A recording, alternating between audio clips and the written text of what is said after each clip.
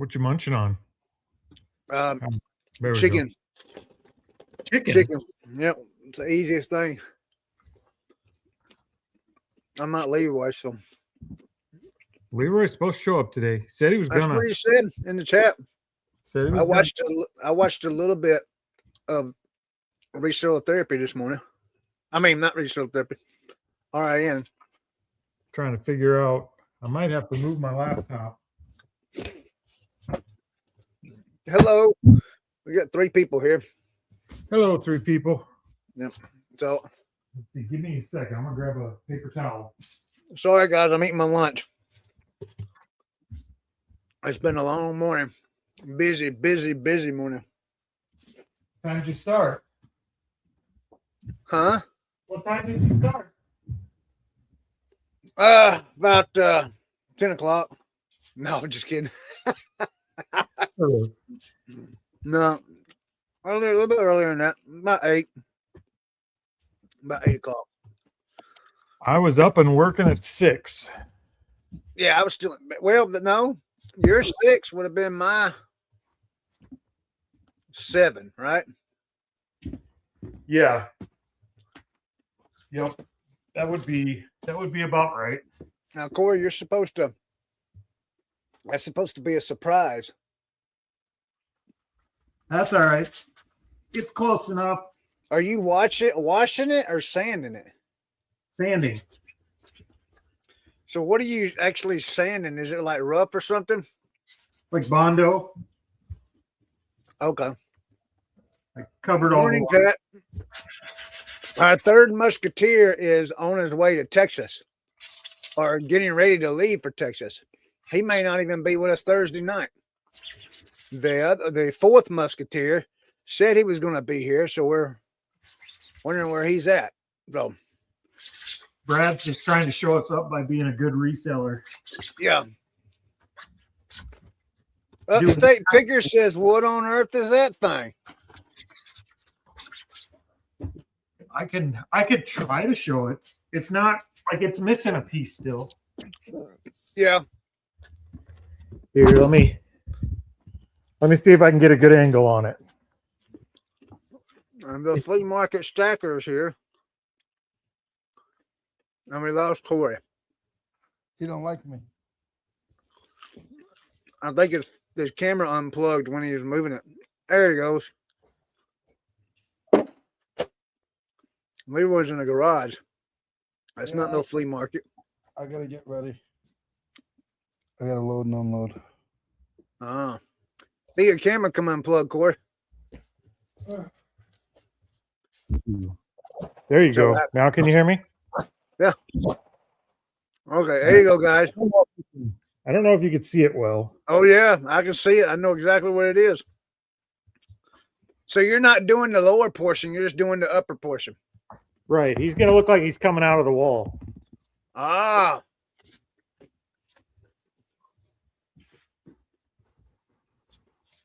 And he's got there's a big missile that goes between here and here. So he's holding the missile out like that. Gotcha. Hey, Leroy. A lot of snow still at Leroy's house. What is chicken? Spicy. Good Lord of mercy.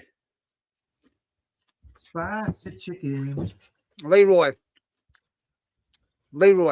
Yeah. Cat said that you're probably eating. He had lunch on RAN a couple of hours ago, so he needs his second lunch about now. No, I'm working that lunch off. Where'd you go for lunch? I just went and got some stuff from the meat market. Yeah. Okay. Y'all making me hungry. Well, the problem is that I'm sitting here eating in front of everybody, and I'm not working. Everybody else is working. I guess today's the work day instead of talk day. Well, we can work and talk. What do you got for us? I don't know. Well, why are we on here then? I mean, we could do my therapy session. Well, we only got like 4 hours. I don't know if we got that kind of time. Oh, look at Leroy in the white van. That's one of them vans where Here he comes. Do we get to watch him hit his garage door? huh? Do we get to watch him hit his garage That's door? what I'm thinking. Are you watching the comments? I can't see them. Yeah. Cat says, has it warmed up for you at all, Corey? Oh God, no. Well, it's warmed up. It's not -20 anymore. Right. Leroy, Yeah. it's Tuesday. The flea market's not till Saturday. Wait, are you going somewhere tomorrow? No, I just want to be ahead of the game. Because I don't know this whole van and put the new stuff in. I was kind of hoping you was coming down here tomorrow. No. What for? Tomorrow's Wednesday. We'll think I'd do anything. What's on Wednesday? The Pickens Flea Market. Oh, you got a flea market locally Wednesday? Yeah, it's only open on Wednesdays from 4 a.m. Well, 5 a.m. to 11. So this is how much room I have, guys. When I'm oh, you can't see it because of the sun. But that's how much room I have. I have no room in this van when I'm ready, when I'm packed. How many bins is that, Leroy? That's 120 in that setup. 120? Yeah, I'm gonna take those out and I'm gonna put these in. That setup's gonna go inside. What's the difference between the setups? Bin size, different product. So what do you use any kind of strategy to decide which product you send on which day? It depends on where we're going. And I've had this stuff in the van for a long time. A lot longer than I've ever had. I've had this stuff in the van since about December, probably since like December 15th. Has it been in there because it won't sell or because you haven't had a sale with it yet? No, because I just was lazy and I just kept trying to sell the same stuff. I got you. So you normally switch it out wherever you go. I try to switch it out. To me, I'd switch out every week, but I'm starting to realize it doesn't really matter. A lot of people are asking me the next week. I don't set up every week, but they're asking me, "Hey, where's that thing? Where's like I'll have this bin, right?" And they'll be like, "Oh, you had the chalk last week. Do you have any more of the chalk?" I'm like, "Nope, that's in last week's setup. Sorry." So this week when you go, I'll be like, "Oh, you had the such and such last week." It won't be there. Hello, Todd. Corey is cleaning his project for his wall behind his camera when they do the videos. I'm sure there's a better way of saying that. Behind the bubble wrap. Hello, how are you today? So I'm doing a Leroy. I'm switching out. I'm doing Leroy today. I'm eating. So I wanted to say there's a lot of people in here that I see now that I left comments on my latest video, and I want to tell everyone thank you. I appreciate that. But I do have some good news. I read some good news. So I made that video yesterday. And I'm going to tell you guys. I had about an hour talk with Corey last night too. And I was pretty down. I'm not going to lie. And I hate being that way. But I'm going to tell you what happened this morning. So this morning, me and Tammy was talking about what's due and this and that and the other. having a bad deal there. So I told her, I says, well, I'll figure something out. We'll figure it out. We'll do something, you know, I'll do some whatnots or whatever this week and see what we can come up with. And I says, I gotta go pack this one shirt I sold. I said, well, it's actually a North Face jacket. I said, I'll go pack it. Huh? Got dusty in here. Yeah. I said, I'll go pack it. And before I walked out the door, I says, oh, yeah, I got to check my parts store and my card store. So nothing sold on the card store, but when I opened up my parts store, I'd sold 4 items because it shows you got 4 items. So I was thinking I had some curated parts, and I clicked on it, and I had sold 4 items for over $400 overnight and had no idea till this morning. And I almost walked out of here without shipping it because I wasn't even thinking. My mind was wrapped around a bunch of other stuff. So we sold a laptop I got out of a dumpster for $200 plus shipping. Then we sold 4 of those Game Cubes and a lot together. We sold that for $140 plus shipping. We sold a charger, battery, Black & Decker battery charger and battery that worked. We got from a dumpster, sold it for $25. And then we sold another GameCube piece that hooks on the bottom of a console for $54. So we did good overnight. So, You Chris, just got to put out a video that's a little bit whiny, and then sales come right in. It ain't got no views on it. It's got like barely like, I think it's got like 30 something views. That's it. So, Chris, I'm going to give you an inside scoop. See all those little carts on the ground? Yeah. So every stack has a cart. So Yeah. I pull them out. I put them on the cart. They have their cart, and I roll them into snow where they go. Nice. Look at you being all organized. Yeah. All right. Where Teresa, she's usually lurking in the background. She was lurking in the background. She just left with the mail. Chris, you were just being real. We have all been there.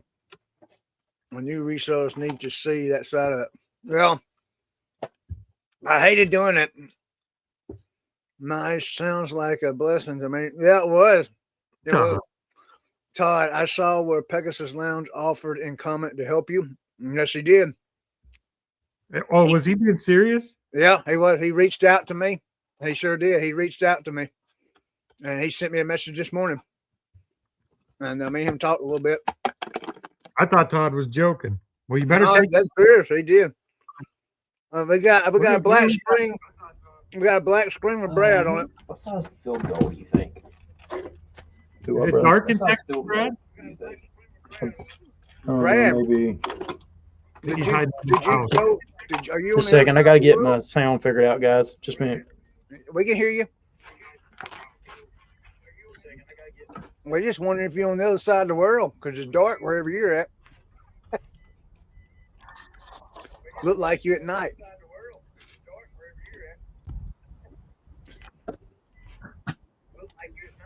Yeah. Say something. I hear you. Can you hear us? Something. Yeah, I can hear you. Okay. Yeah, no, I don't have the program that runs the camera where I can adjust the exposure and all that. It's not kicking in on this, but I'm here at the church working. It's just it looks way darker than it is. And we thought you was getting ready to go to Texas. I am. I'm working on it today, brother. Oh, okay. Anyway, you're telling your Pegasus story. Go ahead. I didn't mean to interrupt it. Oh, I just he reached out to me and I had a conversation with him this morning. So He's gonna he get was you set up genuine, like he wanted to help, you know. So gonna get gonna you set up see. with a product. I don't know. I didn't get into all that because I was with Tammy and everybody in the car. So I really couldn't text and drive that good. But I told him after the show, I sent him a message and we could talk then. And so he said he'd like to help me. So I'm going to see what he's got going on. I've watched, he's got a new series out. Let me see if I can remember the name of it. I watched a little bit of it this morning. It's on his channel. It's a 9-episode series. It's called. Well, hold on a second.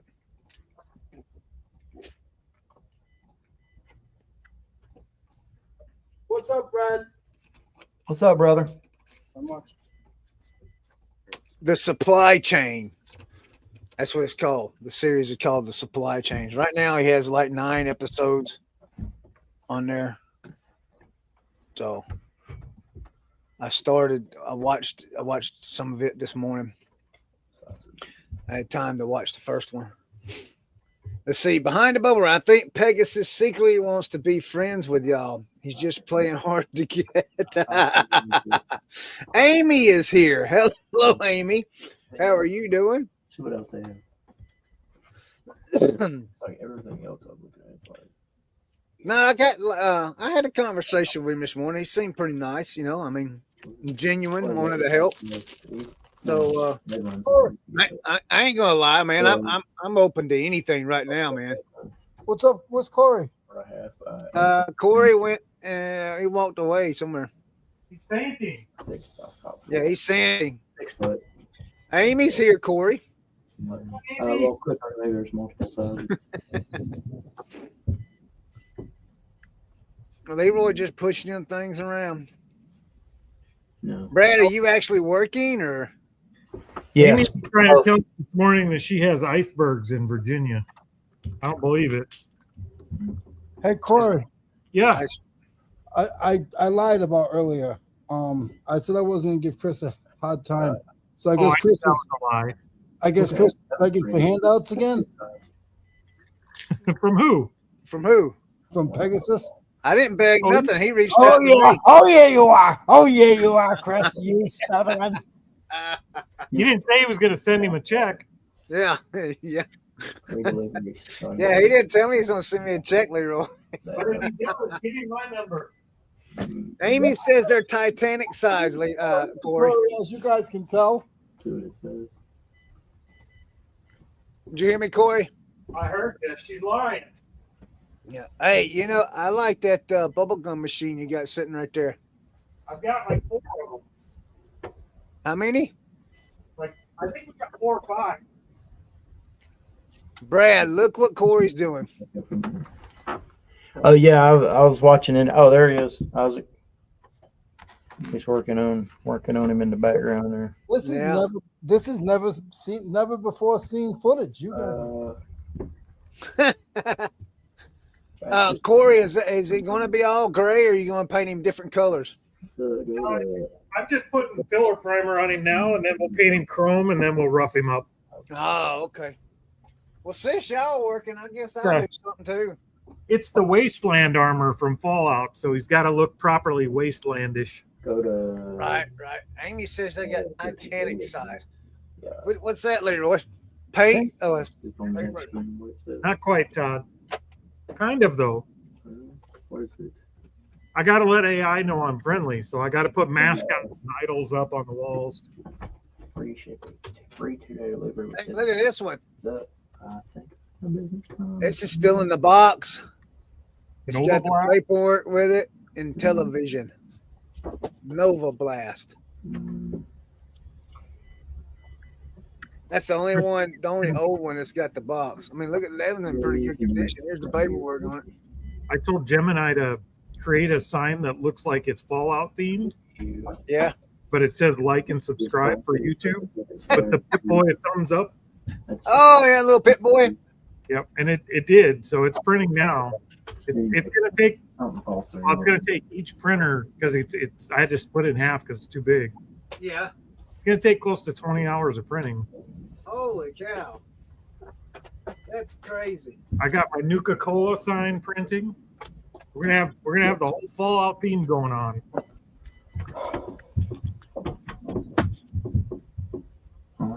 Okay, so that's done. Yep. That's on it. Cool. Thank you. I don't even know for sure if they're doing it this week. But it really just depends. If not, I'm sure we'll have a football thing in the future. Yeah. Oh. So what's everybody working on today? Well, I guess I'm cleaning cartridges, video game cartridges. I'm just painting. What's it look like I'm working on? Why is he being so mean to you, Brad? You gonna let him talk to you that way? It don't bother me, man. Huh? I said it don't bother me, man. Oh.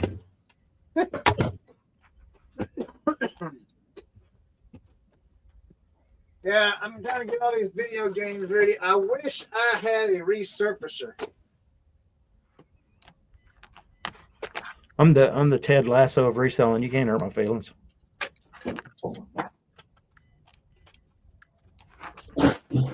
Like, I want a resurfacer so bad right now.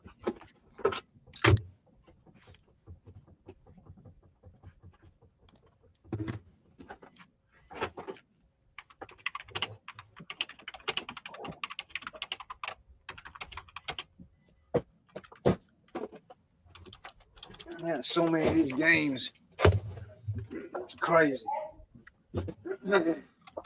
That you? I think I have, between disc and cartridge, I think I have Can you call you?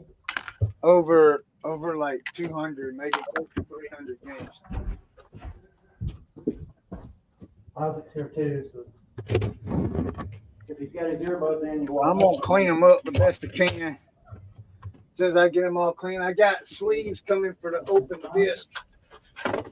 Those sleeves should be here tomorrow. So, I mean, not tomorrow, Monday. That's what my thing said, which is kind of longer than I expected. So, we may end up doing the. I did have someone message me on my video telling me they give me $50 for all the all the Sega games. They reached out to me on Instagram. Well, she is very independent. So I sent them all the pictures this morning. All of them I had. And she would. So we're waiting to hear back from them if they want them all. She was so sad. I'll do 50 on them. You could barely get her to look up. I mean, she was beautiful. See, I mean, look at all these discs. I got stacks of these, and I got so many more, and they're all video games. PlayStation 2, CD-ROM. There's some. I didn't know that Sega had disc games.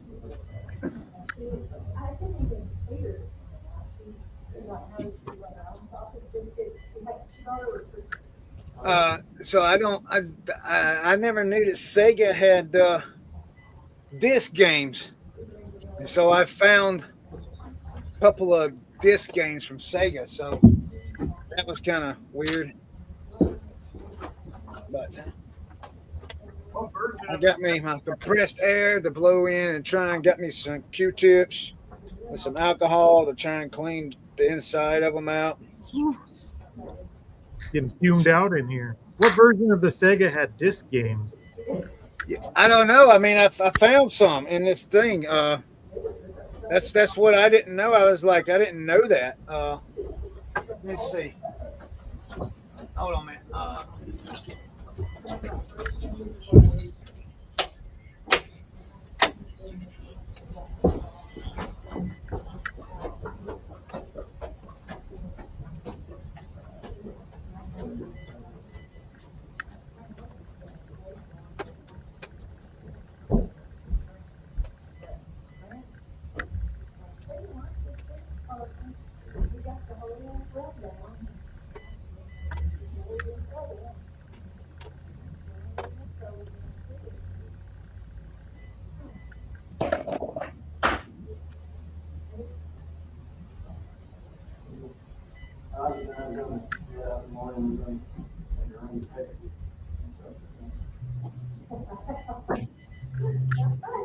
Hey, Dave. Oh yeah, here's one right here, right on top. This is disc 1, Corey. This Sega on it. I got the other disc too, but I got a couple of these discs that's got Sega. What's that say? Night Trap? Yeah, Night Trap.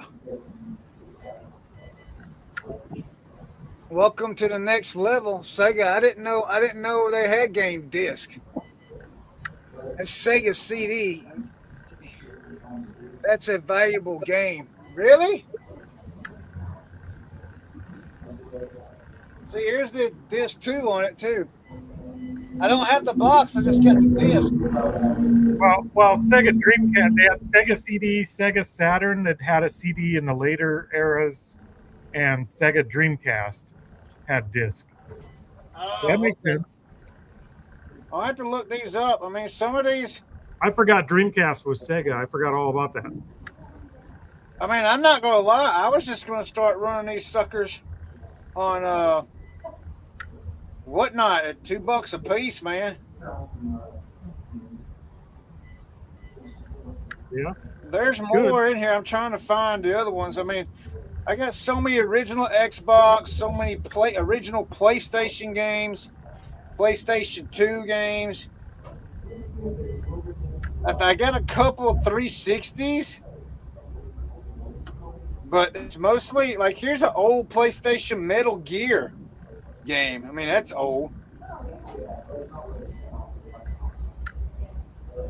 Here's another look. This is a Hook. Disc is good shape on that too. That's a Sega disc for a Hook.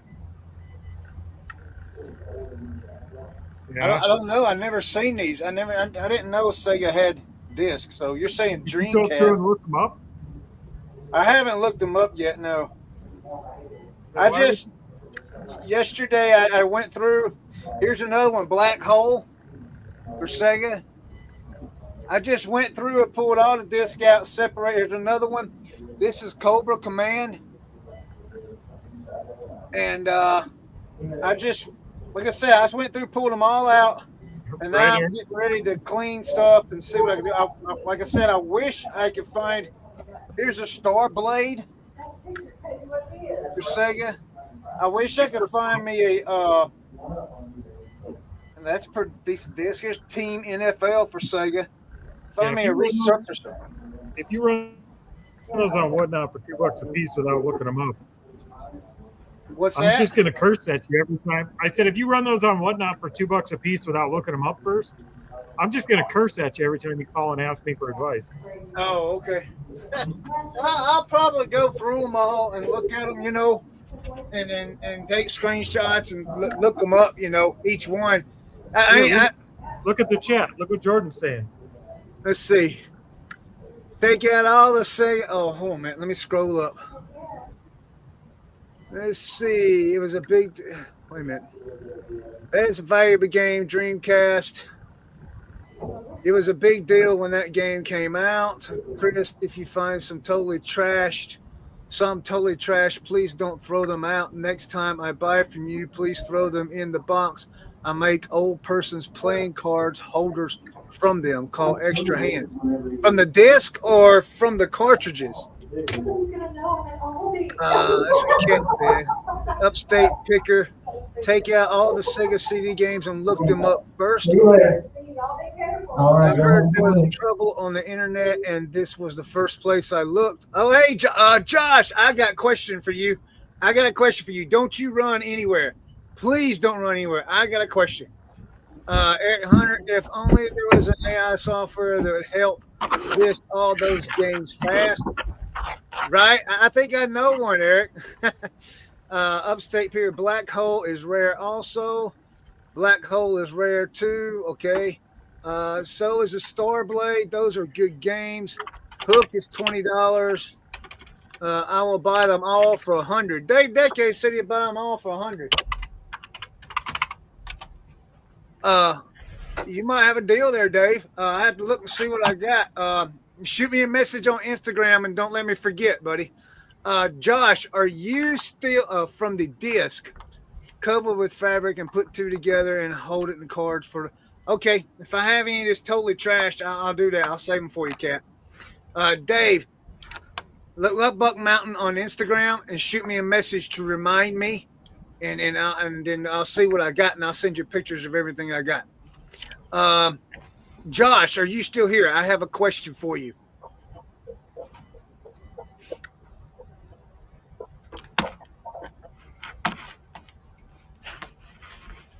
Okay. I need to know if Josh is still here. He can't be running away from me. Don't you run from me, Josh.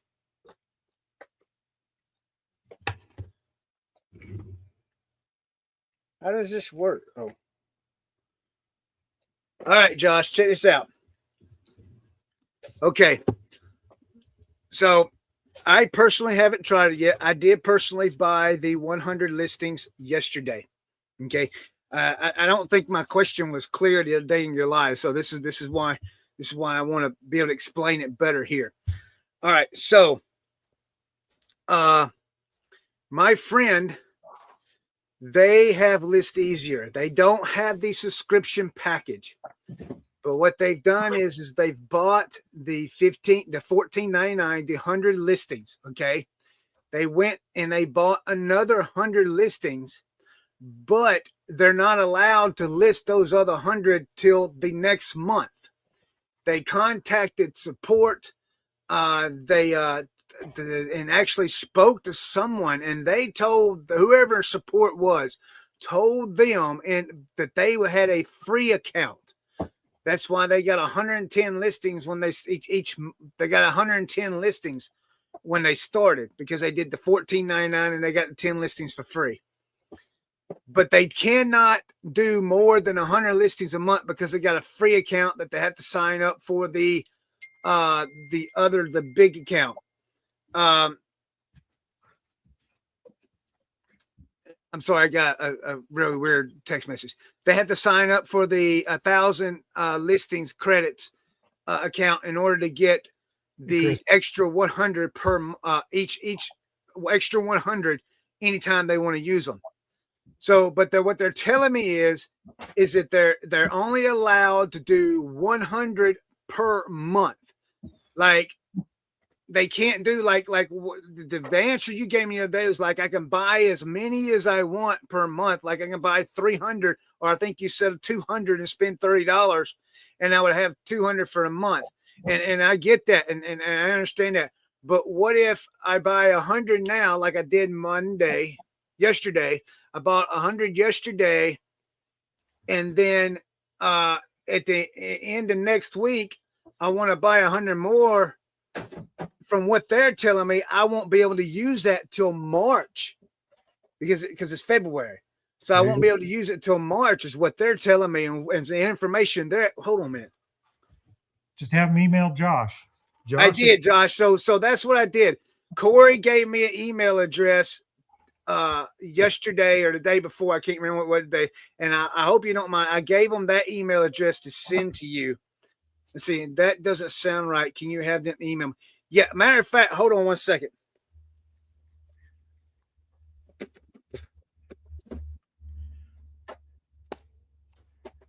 Give me 1 minute. So are you in Fallout only mode today, Corey? Yeah, pretty much. I want to get this. I've got to get this giant missile glued together on there and get it all primed so I can start painting. Okay, Josh, I'm gonna read you what they said. Whoa. Here, hold on a second. Yeah, so it's gonna be like a week of painting, so I want to get that done before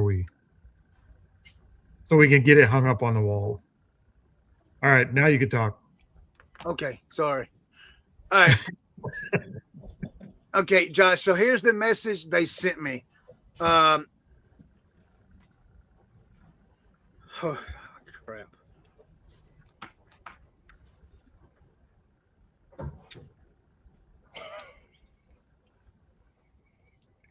Okay, it says I just listed 70 items last 3 days. I have like 39 more credits left, and it has reached my limited on free account. They keep saying free account. I'm not sure what that means. And I said, yes, free account only gives you 10 per month. You're supposed to be able to buy 100 at a time if you want for flex. And he says, that's what I thought too, but it told me free account can only do 100 a month. Even if you buy 100 more after the first 100, you can't use it until next month. And then And I says, okay, I'll check it out. And he says, I have to wait 3 days to use my other credits I have left. And he says, List Easier Help Support says you get 10 for the free amount. You can buy additional 100 to add 100 more because this free account can't go over 110. You have to wait till next month for it to restart. So I got that message there. And then on Sunday, they messaged me again and says, I guess I still have to wait because you can't use any more on List Easier until probably at the end or until I upgrade. And they sent me another message that they sent support. Because I told them to contact support. I talked to them on the phone at that point. And I told them to send help because I was under the impression it went to you guys. I don't know. I didn't ask that, Josh. And it says here, this is what support told them. This is the message. She copied, pasted it, and sent it to me. It says, thank you for reaching out to List Easier Support. I understand you're having some trouble getting your listings through despite it being the start of the month and having credits remaining on your account. On our free tier, there is a limit of 100 listing credits per month. Since you mentioned your quote says 110, it is possible that the system is blocking the action because the total number of listings attempted exceeds the 100 credit monthly limit for your plan. Then he says, this is where the site says I will send email, but it says 100 month limit. And then that's when I gave them your email address, Josh at List Easier. Oops, I probably shouldn't have said that. Sorry. That's a public email. He doesn't care. So they said they was going to email you. I have no idea, Josh. I have no idea. They're supposed to send you an email, and that's questions you would have to ask them. You know, I'm testing it myself because I just purchased 100 credits yesterday. Next week, 2 weeks from yesterday, I should be able to purchase another 100 credits, so I will know also on my end of what's going on. All right. Sorry, Corey. I took up a whole lot of. Well, somebody's got to take it up. I'm fine. You're doing good. Sounds like a payment issue, and they got 100 free listings on their free account. I don't know. Let's see. Let me let you look at this. They did send me a picture. Make sure there's nothing incriminating on it.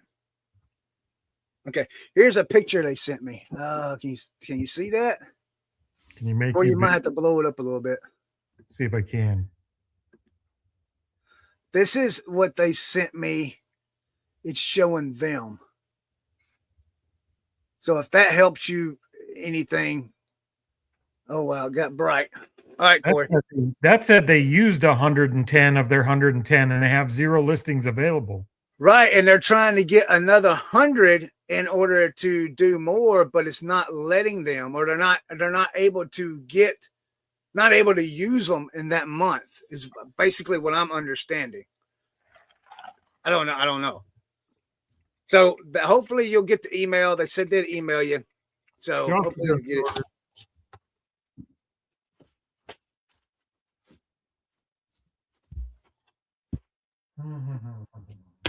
it. Super Mario 2. That Super Mario 3 you had with the yellow box, we sold that one not too long ago with the box and everything. Look at here. I found when I was going through those, because I went and remember the second load I went ahead and yesterday and I got all the games out of that load, and I got them, all of them. So this is what I found in that batch there. Yeah, we sold that one. The book. Now here's the cartridge in the box, but I found the books separate. So that was pretty neat. I mean, a lot of this is, and I'm going to tell you, this is where this stuff's come from. Here you go. Hang on. Josh just gave you the ultimate hack. Yeah, payment bounces after they filed a chargeback after they used their listings would be my guess. Just spin up a new email, buy 100 listings and use them, and then charge it back and get a new email. You just get infinite free listings, right, Josh? What? Josh is gonna block my account now. All right, which cartridge Upstate Picker? It's the Mario 3 one where he's wearing the fox ears. Okay, if they email you, get you sorted. Okay. Are you talking about this one here? Yep. You had the box for that too, right? Yeah, this is all I got for it. It's a Nintendo box. Oh, I mean, you had the yellow box for that game, right? No, I don't have the no. Oh, That's what I thought I did, but it's a DVD set.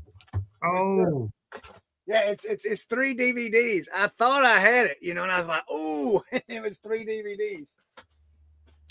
If you find one with the word "bros" on the left, it's worth more. Jordan, I didn't even know you were a video game guy. I had no idea. This one's got "bros" on the left. But I think he means just on the Mario 3 one. Oh, We sold that Mario 3 with the box and the book. this and was everything. made in Japan.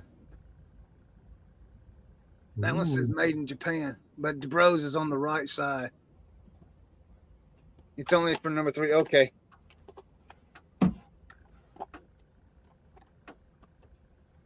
He hoards video games.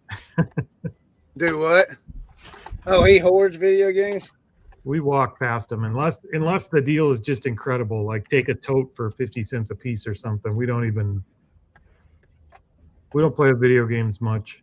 Well, I have nothing in these. So, but I whatever they sell for, they do go for commission. You know what I mean? So that'd be okay. I'm good with it. I'm really good with it. The price was right. You had to. Oh, cartridge is right side, but box was on left. You hoard sport games? Look, man, all these Segas. Not the Segas. Not the Segas. Hold on a minute.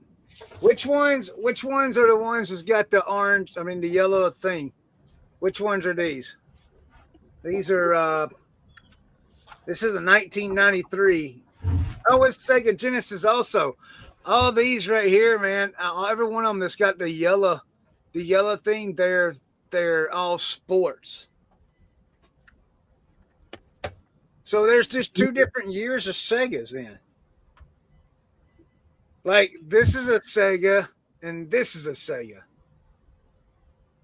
So it must be like 2 different eras. Is that what you would call them? 2 different eras. Is that right? Is there a 14? There's not a $14.99 plan now, right? It's just for the 100 listings. The 69 is the cheapest plan still on List Easier, right? Right. The $14.99 is for the 100 listings. Yes. Yeah. And then it goes right to the 69, I believe. Correct? Yes. Yeah.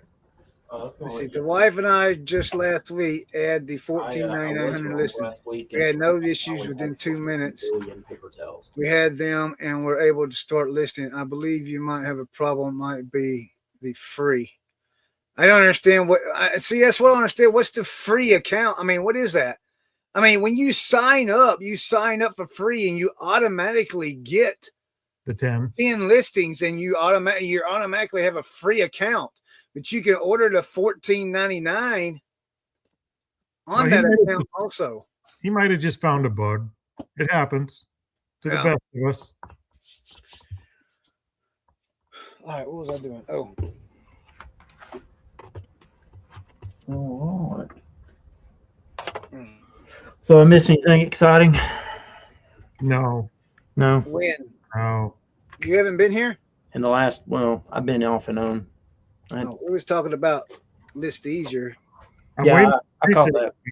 I need help holding my missile. Oh, that's Well, you can't do that on the show. Yeah, you probably need to call Teresa for that one. That was a really slow reply. I figured somebody'd pick up on that one right away. Yeah, that's We're not trying to something you figure do out on what- the show. No, I have to glue that thing in, but I've got to glue it on both ends, and Uh, It's like up in the air, so I need 2 sets of hands. I bet she just loves to help with that too. She just told me today she can't wait till it's done because she's sick of hearing about it. Who's sick of hearing about it? Teresa, Why? this is just the centerpiece. I've got like 3 weeks of printing left. Forget her. Stick some glue on it, wrap blue tape around it end to end, and hold it tight. Tell her She's not cool like the rest of us kids. You're right. Did she show you that? Did she show you that thing on Discord last night that we found in that last set of Playmobil we bought? Oh, that little line or whatever that is. Master Yeah, of the Universe one. I showed Jaguar. Tammy that, and she says, "You're kidding me." I says, "No, that's crazy." Yeah, there's a guy got one listed on eBay for like $1,000, but that's probably way out of the price range. So What is it? yeah, What is it's it, called Brad? it's called Specklatron. It's from a line of toys called Specklatron, which is like a He-Man kind of knockoff. Okay. Yeah, it like wasn't even Masters of the Universe then. no, it's not. It's which, by the way, I didn't realize how many different kind of knockoffs there are of He-Man from the same time period, Yeah, and they're way more valuable than He-Man.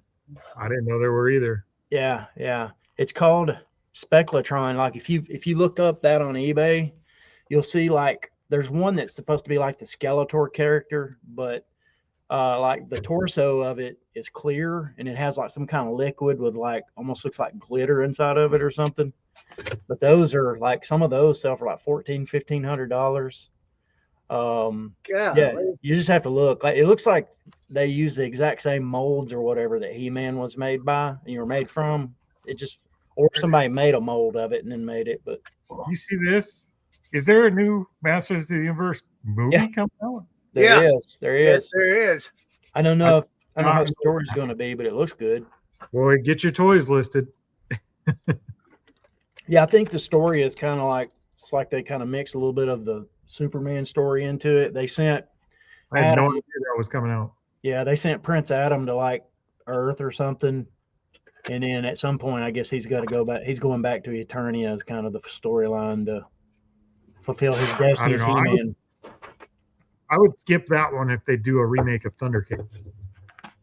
That was more my cartoon. I never got into Masters of the Universe that much. I mean, we watched them, but Thundercats was way better. Yeah, Thundercats is pretty cool. I liked Thundercats too. I wanted to do a Space Ghost. A what? Space Ghost. Yeah, I remember that. I don't think I remember that one. Space Ghost. You don't remember Space Ghost? No, I think you're older than me, Chris. Well, that's beside the point. Space Ghost. I like 50 years. Oh, well, if it's about 50 years, then I get it then. When was Space Ghost? I don't remember the. I'll look it up. See if I recognize it by looking at it. He had a white helmet with a white cape. Interesting. Yeah, I see him. See, if I saw him in the wild, I would think it was the character from Tick. Really? That's what he looks like. Yeah, I don't think I remember that cartoon. Is that the one that's like got the like white or the grayish with the black on it? I didn't see the picture. Space Ghost? Yeah, he's Yeah. a whole white outfit. Yeah, I like Big the tip. wide skin like the Tick. Yeah, tips of his sleeves maybe or something like that. Shoulders are black or something. Yeah. So what you're saying is that they copied Tick. Is I that think they just took the they character copied in him a for different Tick? suit. Yeah. Who's this flea market stacker guy and what's he doing? You guys need any tables? The dog catcher. Yeah. You don't need no tables there. No, I'm good. You got that stuff Jenga in there. Oh yeah. Flea market stacker. Yes, yes. Brad Cat says talking to Teresa is really talking down to Teresa is really dangerous. Yeah, I know. Hey, I But- got a video that hit 1,800 views yesterday on eBay. Brad's gonna skip Thursday, so he'll give her time to cool off. Yeah. Absence will make the heart grow fonder or You're angrier. So you're totally skipping Thursday then, right? I don't know. It really depends on where I'm at. They got beer in Texarkana And the boys are thirsty in Atlanta. What was your favorite cartoon growing up, Chris? In the 40s.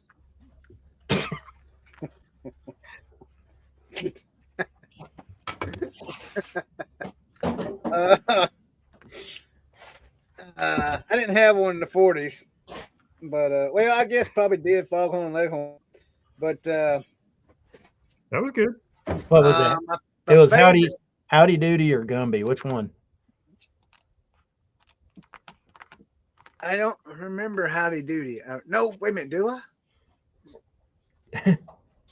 I don't think I do. Are you Seems like- asking us if you remember something? It seems like I remember Gumby. Do y'all remember watching? Okay, now check this out. PBS. They used to have kid shows on PBS, and I don't remember if it was afternoons after school or on Saturday mornings. There was a show that it had a black background, and there was a puppet frog. You could tell he was on strings or whatever. A green frog. And there was a show. Do you guys remember that? I can't remember what it was called. Yeah, it was Sesame Street. No. It wasn't Sesame Street. Kermit. Huh? That was Kermit. No, it wasn't There was- Kermit. It wasn't Kermit either. Man, I can't remember the name of the show. But I used to like that. I always look forward to that. And Clyde the Frog. I think Upstate Picker's right. Clyde Frog. So I really like that one. But I got like I was still in my before I was 10, I liked my favorite cartoons was Transformers and G.I. Joe. Those were my favorite ones. And then the Smurfs came along, Question. and the Smurfs, I loved watching the Smurfs. Remember Fraggle Rock? Yeah, remember Fraggle Rock? Sure did. Snorkels. Remember the Snorkels? That was kind of a spin-off from the Smurfs, if I remember right. What do you think? Snorkels were. I don't know. They look more like Fraggle Rock characters, but yeah, kind of a cross between the two. Yeah. I don't know. For some reason, I always liked the duck cartoons. Like on Warner Brothers, they had Scrooge McDuck was always a favorite, but I think Darkwing Duck was probably my favorite. But wasn't Darkwing Duck later? Well, wait a minute. How old are you, Corey? You in your 40s or 50s? I'm in my 40s for the rest of this year. Okay, so yeah, I guess Darkwing Duck was later than me. So How old later. are you? I'm in my 50s. How far? Halfway? Getting close. Okay. You're not that No, much. I'm in my early 50s. I'll be 53 in March. Oh, you're just a few years ahead of me then. Yeah, I'm just a few. So, but Darkwing Duck to me seems like it was a little bit later on. Like, I tell you another one. I always like Roadrunner. Thanks, Lag. What do you say? Corey is old. Roadrunner was good. Yeah, Roadrunner was good. They never could I catch you. have a question. Okay, that's a Is it board. time you retire this table yet, or just keep using it? Oh, that's got to go. You have spares. I would say chunk it, as Chris would say. I feel like it still has life. That's called being a hoarder. No, I use it. I still use it You abused it. because I put my bins on top of it, so you can't see the holes or anything. Oh, well, I mean, if it works, as long as the legs are good. Okay, hold on. I got to message them. Make sure they email me. Table today because I'm sick of working on the floor. Brad, there's one thing I didn't take into account when I 3D printed that I damn. just helped Josh on Power. Reseller Therapy Live. I don't know if he was watching, but he said email him and he'll get you guys straightened. Okay. Now, as you were saying, We went to grab that thing to carry it out here today. That thing weighs an absolute ton. I didn't figure on that thing being that heavy, really? but it's got close to 30 rolls of filament in it. So I guess if you think about it, Oh, wow. has he done it? Yep, he's done. That's Yeah, it weighs a ton. That's crazy because I'm just the 3D things I have, like even the larger things seem to have no weight to them at all very much. So I set it down to like 15% infill and everything. So they're like honeycombed inside, but they're they're kind of hollow. Yeah. That thing got so freaking heavy. But I mean, I think it has almost 80 parts in it. They're as big as the tray that all had to be put together. Yeah. Which is there a particular site you found it on? No, this one was from I found an image of the Wasteland armor, Yeah. which is the one I liked, and I just had AI turn it into a 3D model for me and then brought it in. Cool. It's amazing what you can do now. It's just crazy. They have the hands that are on it that hold the missile out in front of it. Yeah. That's from an actual model on Maker Lab. You can find that same model. I just took the arms and cut them off and put them on this one. Yeah. Sweet. That's awesome, dude. You mounting it on some kind of board to hang it up there. That big white empty wall. Yeah. That's going to be our new background. So he's going to be the centerpiece. And then I had AI make me a Fallout style like radioactive sign that says like and subscribe. Yeah. And then I'm making the Coca-Cola sign right now. I'll go up there and I've got a few more pieces to make. You know what you really need is you need one of those circular vault doors on that wall like he's coming through it. I have one. I have one in the print file, but man, for that size, it would literally take probably 50 or 60 rolls of filament to get it printed. Yeah. You also have to have the door that rolls to the side. So I haven't decided if I'm just gonna paint it up there or what, because I could just paint the vault door. yeah. Yeah. Or if you wanted to get hands-on with it, you could do it in foam. Yeah, I don't want to be that hands-on with it. I have a 3D printer, so I don't have to carve out foam. Right. Mask was a solid cartoon. Yep. Yeah, I used to watch Mask. So I watched Mask, Voltron, Transformers, and GI Joe. That was my afternoon jaunt through the. It's funny you say that because if you look, that door, this used to be a wood shop in here, where they like a cabinet shop, and then when they got rid of the cabinet shop, they turned this into a go-kart shop. So that door opens from the top; it folds out. There's like a winch on it up there, and you hit the winch, and the door folds out like a ramp, so you could drive go-karts up in here. So that is actually a door to the other side of the shop. That's pretty cool.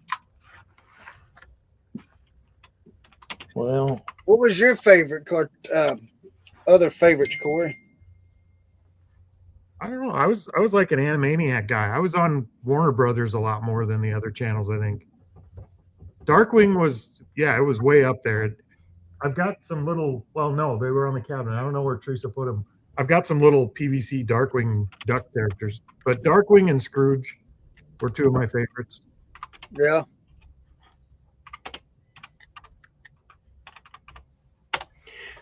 Interesting. We've sold a bunch of Mask toys. I tried to go back and watch like GI Joe here a while back. Yeah. And it's the cartoon or the movie? The cartoon. And things are just way different than you remember them. Oh yeah. It's often better. Oh man. I watched a little bit of Mask too. I mean not Mask, Voltron. They got the newer one on Netflix.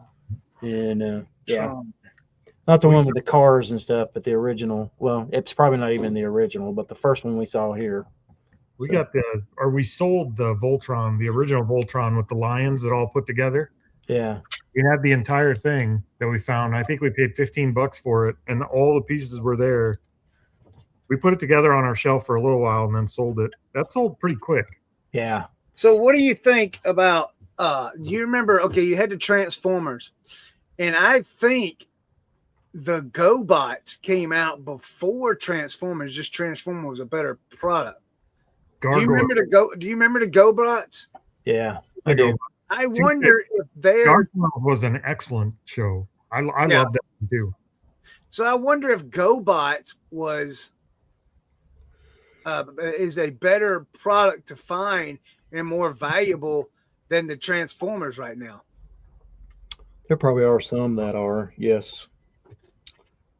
But I'll bet if we found some good resellers, they could look it up on eBay and tell us. yeah, I mean, like it's like going back to the He-Man stuff. I think the reason the He-Man stuff, it's just really not very valuable. But there's just so much of it. There's some of it that is, but most of it is not. Yeah, We there's just so much of it. around here somewhere. But it's the wrong one to be worth anything. It's the older one. The newer one is the one that's actually worth decent money. That's crazy. The older Yeah. one's He-Man? yeah, the Castle Grayskull. The old one's not worth that much. The newer one's worth more. Really? Like a lot more. That It's makes like- no sense. The new Star Wars stuff, for example, I don't know if it's ever going to be worth anything because they've just so Saturated it. yeah, like you can even like, after a whole season of run of toys is over, you can still go to Walmart and it looks like 90% of them still hanging there, man. So the only thing I can guess is Disney just overproduced it. So Man, I think anything after they made the first movie with Anakin in it shouldn't be worth anything. It just shouldn't be worth anything after that. I Yeah. agree. 100%. They destroyed the entire series by putting that whiny little twat in it. I don't know, man. If you go back, I almost didn't watch the rest of the movies after watching that first one. so Tanya, my wife, she like going back to the original Star Wars. Like she thinks the reason she liked Han Solo was because she thought Luke was just super whiny. Yeah, he was, Yeah, but he wasn't Anakin. Like that was so much worse. he had a better raising than Anakin. Yep. No, Wake me in my. I watched. Well, Lag, come to the Grams and Pops Vintage eBay shop. You can buy up as much Star Wars as you want. We have enough for the next 5 years. Yeah, I think he's right with that new what they're getting ready to do with Star Wars. I think he's right about that though. Oh, Chris, I didn't tell you. Our other shelf came in. Oh, dude. Yeah.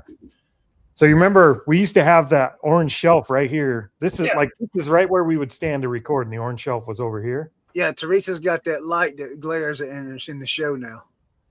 Now we went 2 more shelves long here. Uh-huh. So we have 100 totes in this row, front and back. And then we also have an extra 2 more shelves on this row. So we'll have 100 totes in this row, front and back. So we have 200 totes, and then what's around the shop too. Did you say totes? Somebody said totes. Totes. We said totes, not the same kind of totes. Brad, did somebody say totes? somebody said totes. But we expanded the shop for sure. We have a lot more room. So I'm back then. If you're talking totes, I'm back. What do you want to talk about? Totes? Well, I can tell you about some totes I saw. You know they have them like at Home Depot or Lowe's or anywhere. I don't remember the how many gallons or whatever it is, but the big black totes with the yellow lids. Yeah. Yeah. Well, now they got. You've probably seen on like Facebook and different places people making the where you can slide them in and hang them like the hanging shelves. Yeah. Oh, the wooden ones? Yeah, with me making them from like 2x4s and stuff. Well, when I was in Home Depot the other day, I actually saw they have a shelf, a metal shelf for that. Oh, nice. Yeah, so you can just buy like the metal shelf with the drawer slots basically, so you can hang those things in those slots. So Yeah, Chris, And they're like, it's not bad. It's only like I think it's like $100 and something a shelf, so it's not super bad, but you get 5 layers out of it, so that's how pretty many awesome. did you buy, Brad? Well, $100 a shelf isn't bad, depending on how many totes you can get on it. I'd have a hard time going to the totes that are not true. 10 or 12. I think it There's- was 10. There's way too many times where we're off by like 1 tote, and having those see-through totes saves us from Yeah. certain. So yeah, like something like that would never work for what we do. Like maybe 1 rack of them for like bigger things, but whenever you're storing 4-inch figures, Yeah. those little mini totes. If you just had that many in one big thing, you'd never find it. So just No, a little tiny tote works great for us. Did We you have say the tiny totes, tote? but then we have the half totes. Tote like this? No, the ones that go inside of it, Leroy. Oh, not a little tiny. This is a little tiny tote. Yeah. The little the 3 the ones you got from me that slide down in there. Yeah, that one. Yeah. That one right there, Brad, is about that size. Oh, really? Okay. Wow. So, Chris, So this is part of this setup is different. So this setup has drop bins. So I use half tables. So bench tables. Is that like for a picnic table? Yeah. So I have 15 of these or 16 of these, and I put bigger bins and they put them low. Change the setup. Leroy's got more money invested in tables than I do inventory. Yeah. So are you loading up to go somewhere, Leroy? Or are you unloading? What are I you doing? already unloaded. I just unloaded. Now I'm loading up. Okay. In the dog catcher van. So you took it all off so you could put it all back on? Am I missing I something? took it all out so I can put new stuff back in. Okay. All right. Got you. I think he's probably got like 3 full loads of stuff that he could switch out and put back in there. I think at least 3. But I guess that's good, so you don't have the exact same thing every time. I don't know. That flea market thing is a hustle. That's way too much work for me. I couldn't do it. Dude, our flea markets here, like if you go once a month, you can just see like the same things the following month.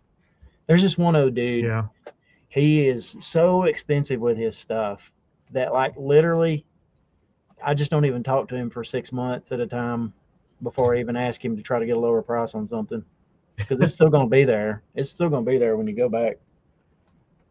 But I got a guy that messaged me and offered me $50 for all the Sega cartridges. Yeah. Is that a good deal? I don't know. That's why I'm asking the two in the chat that know about video games. Well, nobody's going to know what they're worth. You got to look them up. Yeah. You could have one game worth $50 and one game worth $1. It'd be really hard to say.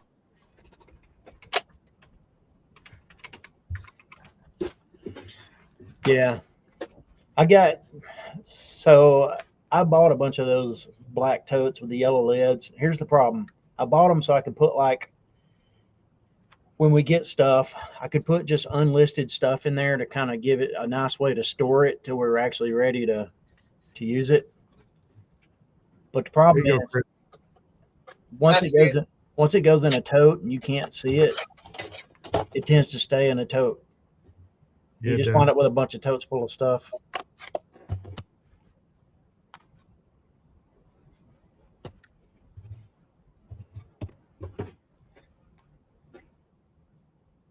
Well, you're right. They are all sports.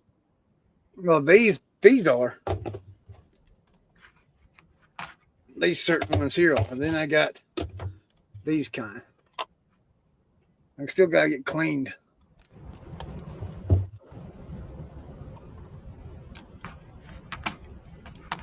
Is that better, Jordan? Is what better? I think you said the volume was a little low. Oh, yeah, it's definitely louder. Okay. You look all mysterious over there with just a little bit of your face showing. Yeah, I could turn on the big fluorescent lights. That's probably the difference between No, I the like last. the color like this. It's fine. So Chris, this is a different stack. So these That's are the last one. Yeah, I see it, Leroy. Different stack. Yep. So these are the smaller ones. So I'll have to take 80 of the small ones, and then I forgot how many of the big ones this week.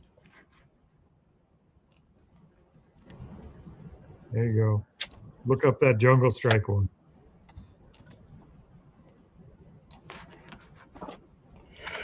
Okay. So Bubble Wrap says take it, $50.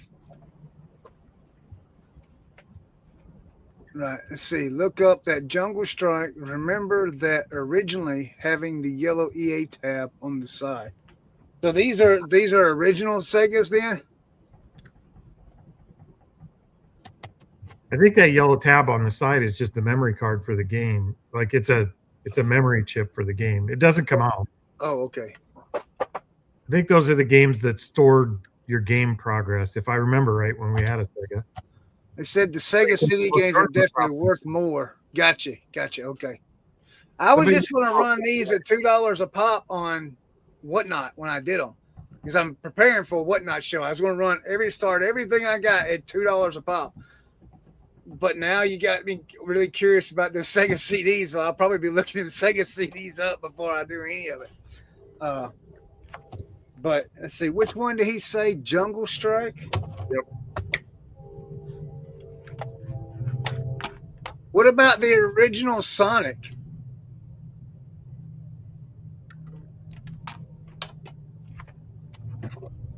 Now that one, I would think that one would be pretty popular because I think Sonic and Altered Beast were the two games that came with the system.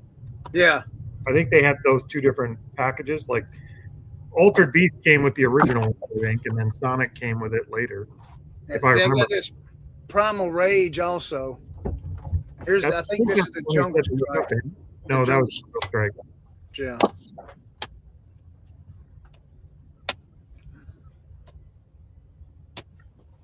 Yeah, it looks like a lot of them are sports. I thought there was more than that, but see, you could have had them all comped by now. What you waiting on? I'm cleaning them. Ah. Regardless of what I do, regardless of what they're worth, I mean, not regardless of what they're worth. I mean, if they're worth the money, then yeah, I'll put them on. Like, if they're worth a whole lot, then yeah, I'll put them on eBay. Like, look at this. This is Atari Superman from 1978. Yeah. I mean, so I'm going to look them up.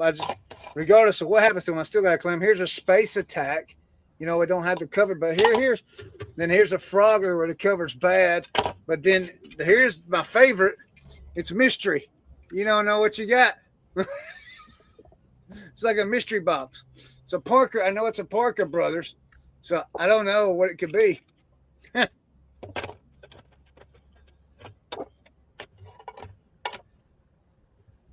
Let's see. I just sold a 6-pack one recently, $9.49 plus shipping. I don't know what 6-pack. That Atari Superman's solds are going anywhere between 10 and 15. Really? Free shipping. But still, that's pretty deep. What's the sell-through rate on it, though? Is it all long tail stuff? Let's see here. I bet it's all long tail stuff. Non-sports games are most likely under $10 each. Okay. Sonic probably like $10. Yeah, it's long tail. There's like 200 listed with 6 sold. So yeah, see, I'm gonna do these. I'm gonna blow these out on Whatnot. Yeah, just get them gone. When I set the show up, guys, I'll advertise it on everything that I'm on, so you guys that are interested in this stuff can come by. And then what don't sell, I may be working some really good deals. You never know. I don't know. We'll figure it out after I run it.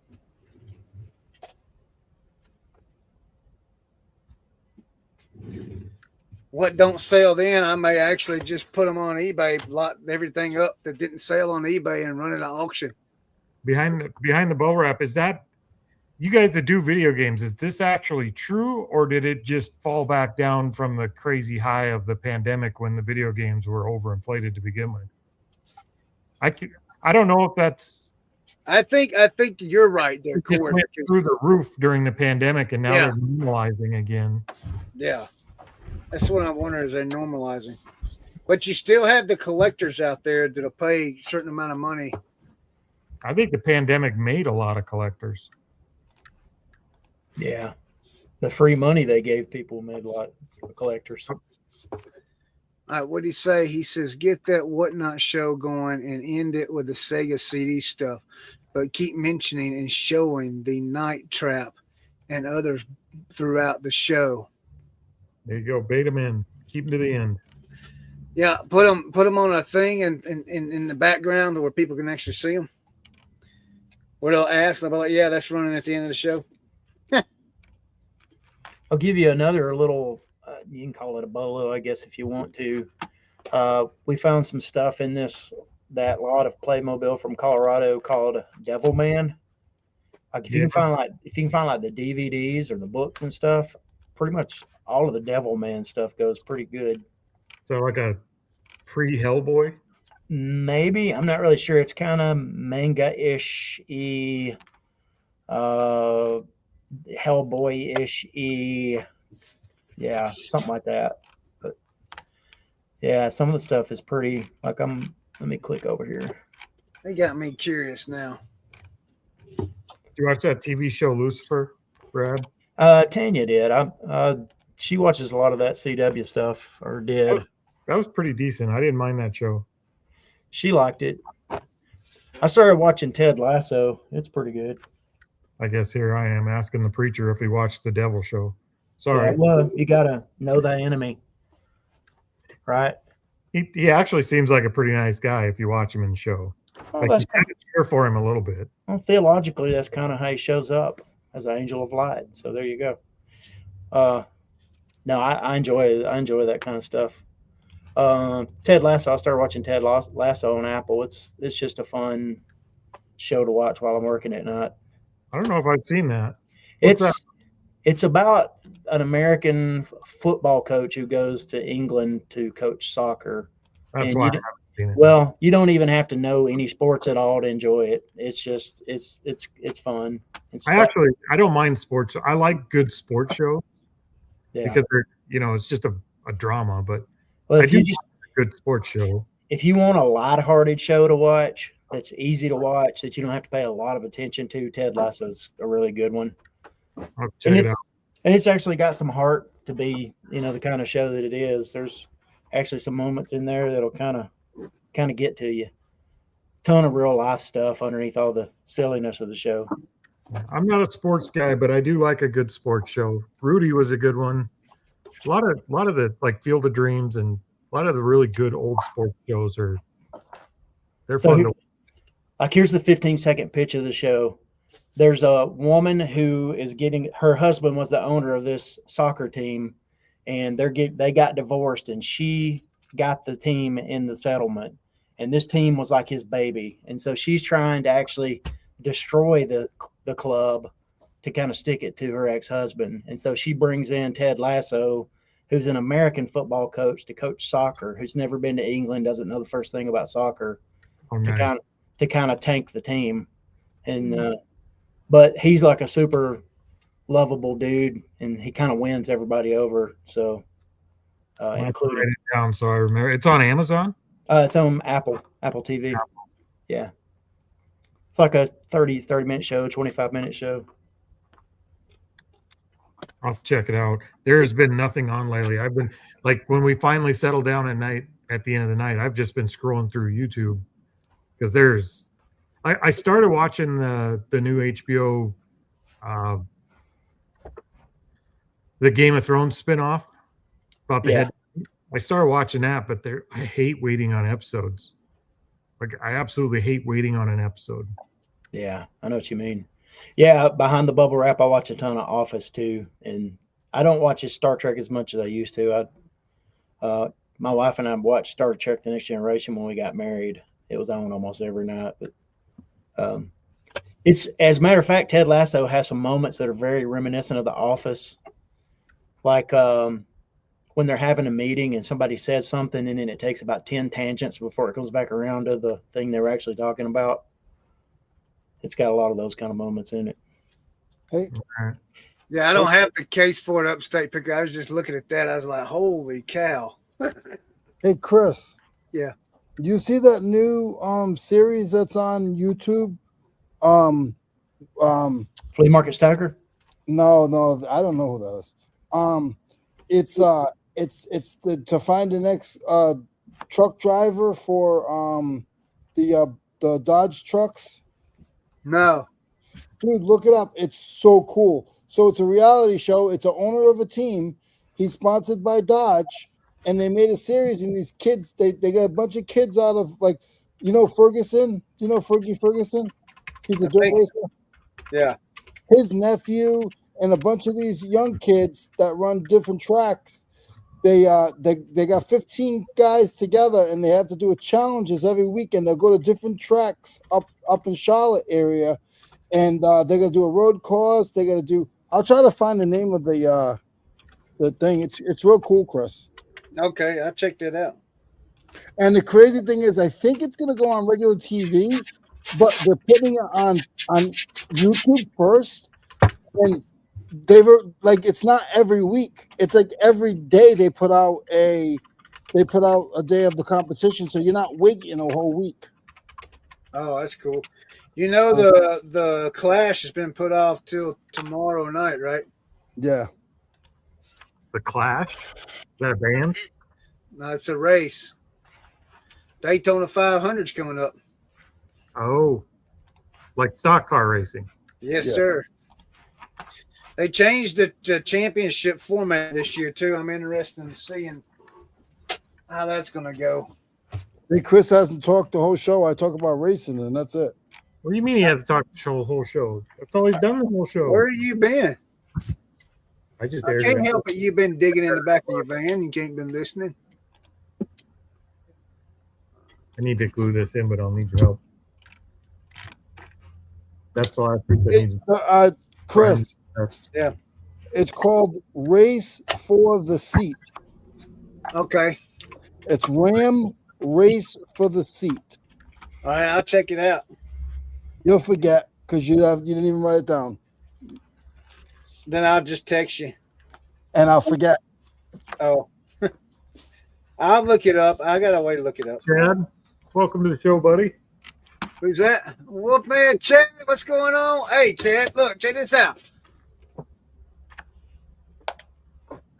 That's That shirt right there, Chad. not what I was expecting when you start pulling your shirt off. That's pretty cool right there, man. I like this shirt right here. Hey, Teresa. Hi. It's about time you got back. I know. Slacker. He's needed help, and you haven't been here for him. Slacker. I told her. He needed somebody to Oh. hold his rocket. There was another little show on Apple TV I enjoyed as well. That was kind of like one of those little dumb comedies. What was the name of it? Government Cheese. I ain't gonna lie. Tammy and I started watching The Rookie. You ever seen that one, Brad? Yes, I think. I don't know. We started Actually, watching it. I haven't. Chad Powers. Yeah, I've seen that one too, Jordan. I like that. I've watched like 2 episodes of that. Government Cheese was kind of fun too, though. That's one to check out. I think Apple's got some of the best new shows there are. Really? Yeah. Especially if you're into like sci-fi. They got some of the better sci-fi stuff. So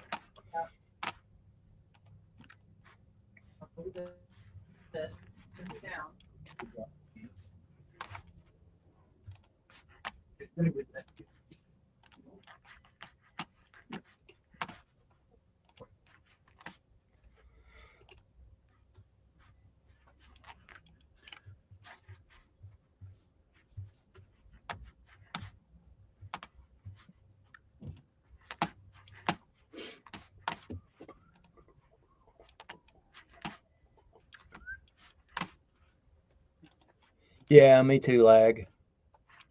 I do want Go ahead, Leroy. just to say, I do want you guys to know it doesn't normally take me this long, but I'm just sorting through stuff and taking my time. So it doesn't take me 8 hours to do this. I promise. Yeah. Let's see. Who asked me to look up Upstate Picker? I just looked this one up, and the only one if I could see is the one that's got the yellow tab on it. Is there a way to distinguish between the two, like in the search? I put 1993 Sega Genesis Jungle Strike, but it's pulling up the one with the yellow tab on it, not this one, not this particular one.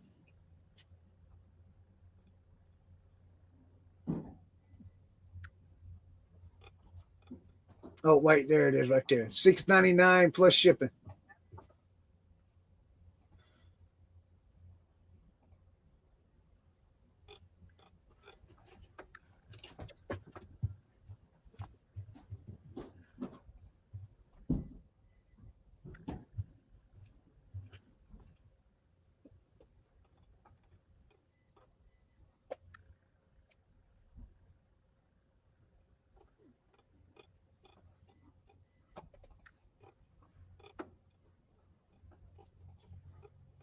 Yeah, I think I do.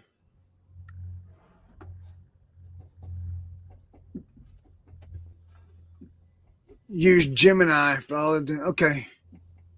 Let's see, Chris, I wanted to give you a shout out about keeping it real in your day in the live video you posted, and to keep your head up and just keep on keeping on. I have been doing day and live videos. Oh, okay. Thank you so much. I appreciate that. Yeah, I was packing one night last night and I had your video on. I was like, dang, Chris. I was gonna text you, but it was pretty late, so I didn't know if you'd be asleep or not. I was probably up. We didn't go to bed about 12.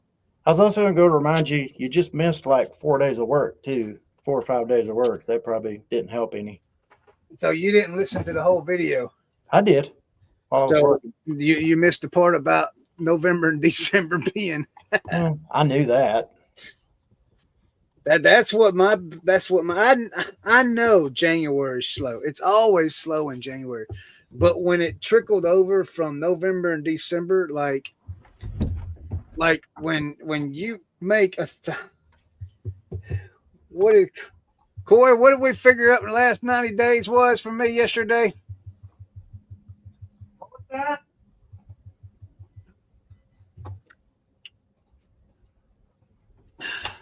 Crap.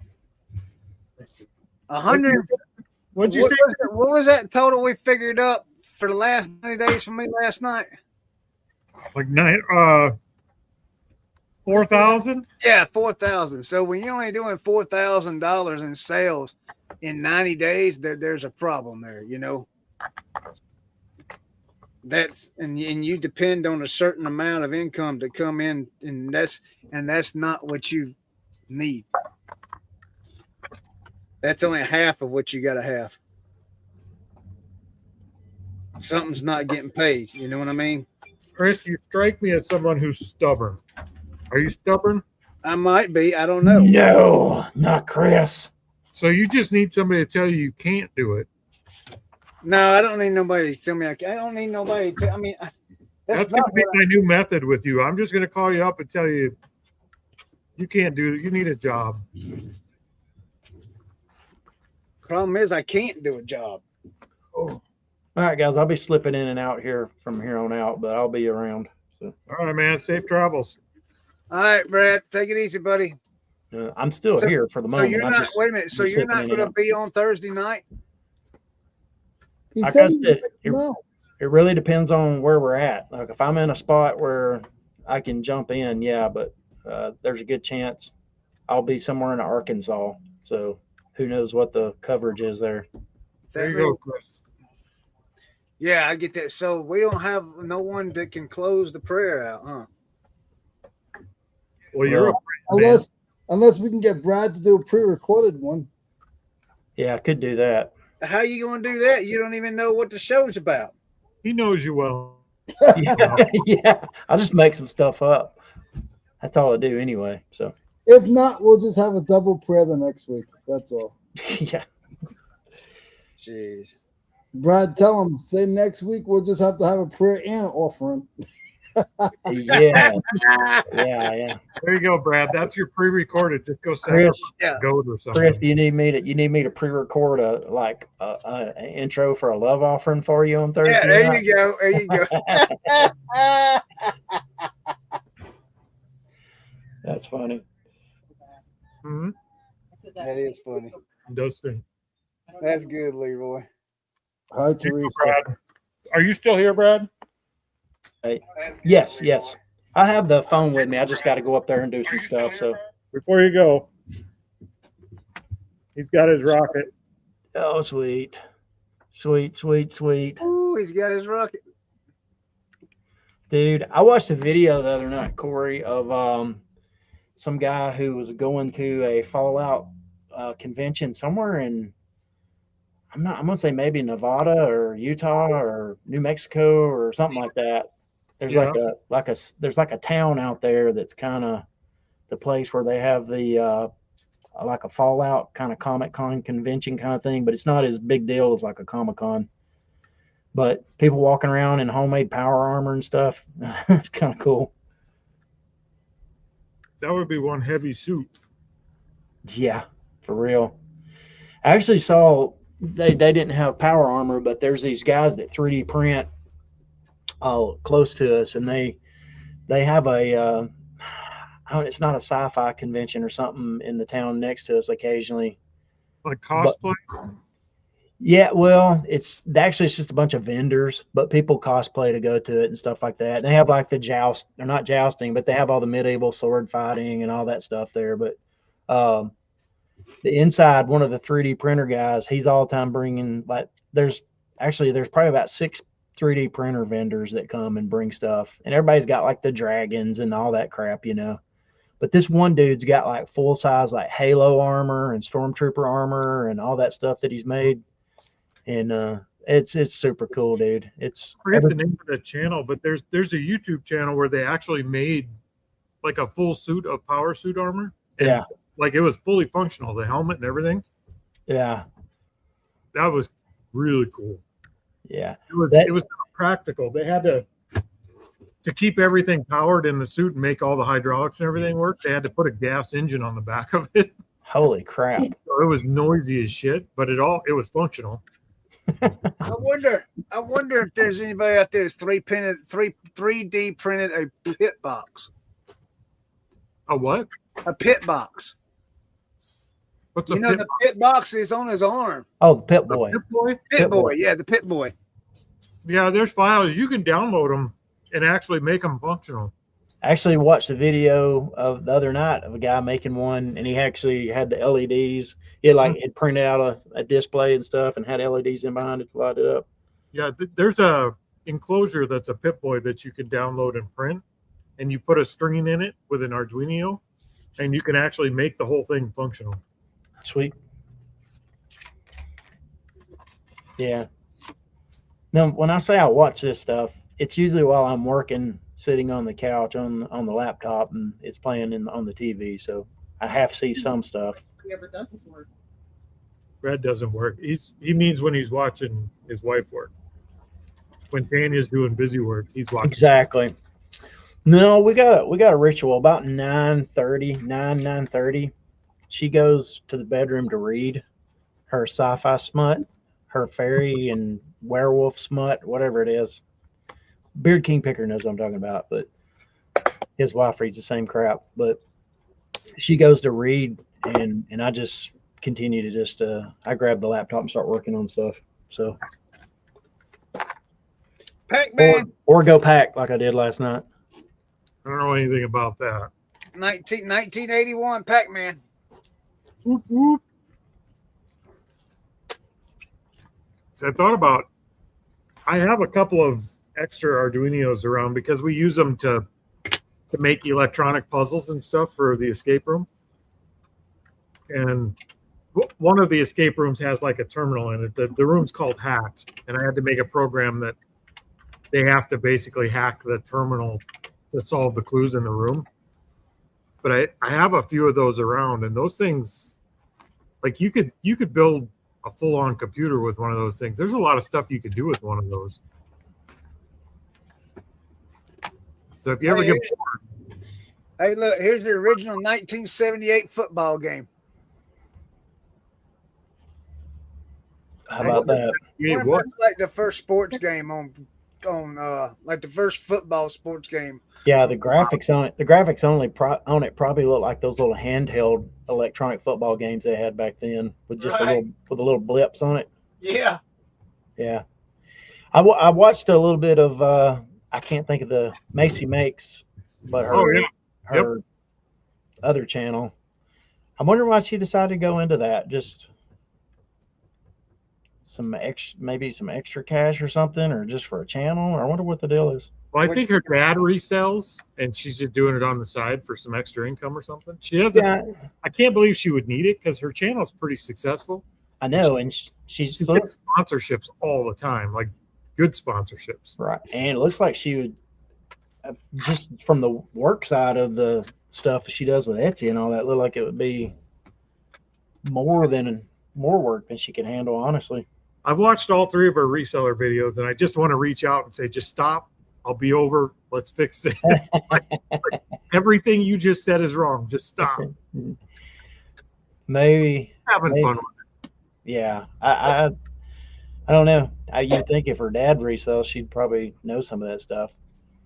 But I don't know um, how much he resells, or yeah. but yeah, Well, she's digging herself a hole over there very quickly. yeah, I saw that. But at least on the plus side, she's already got the shipping and all that side of it probably down pat with what she Right. does. So Yep. she can.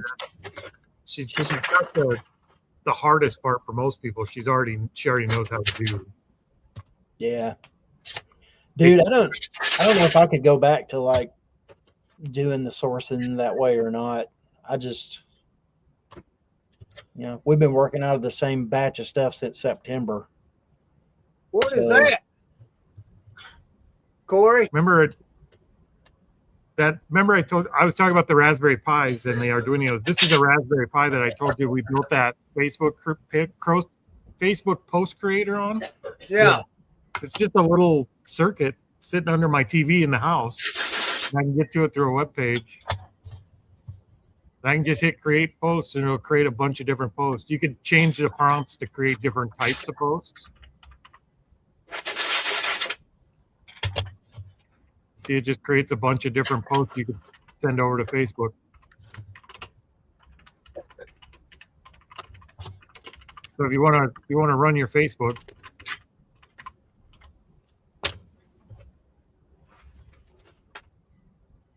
How about that?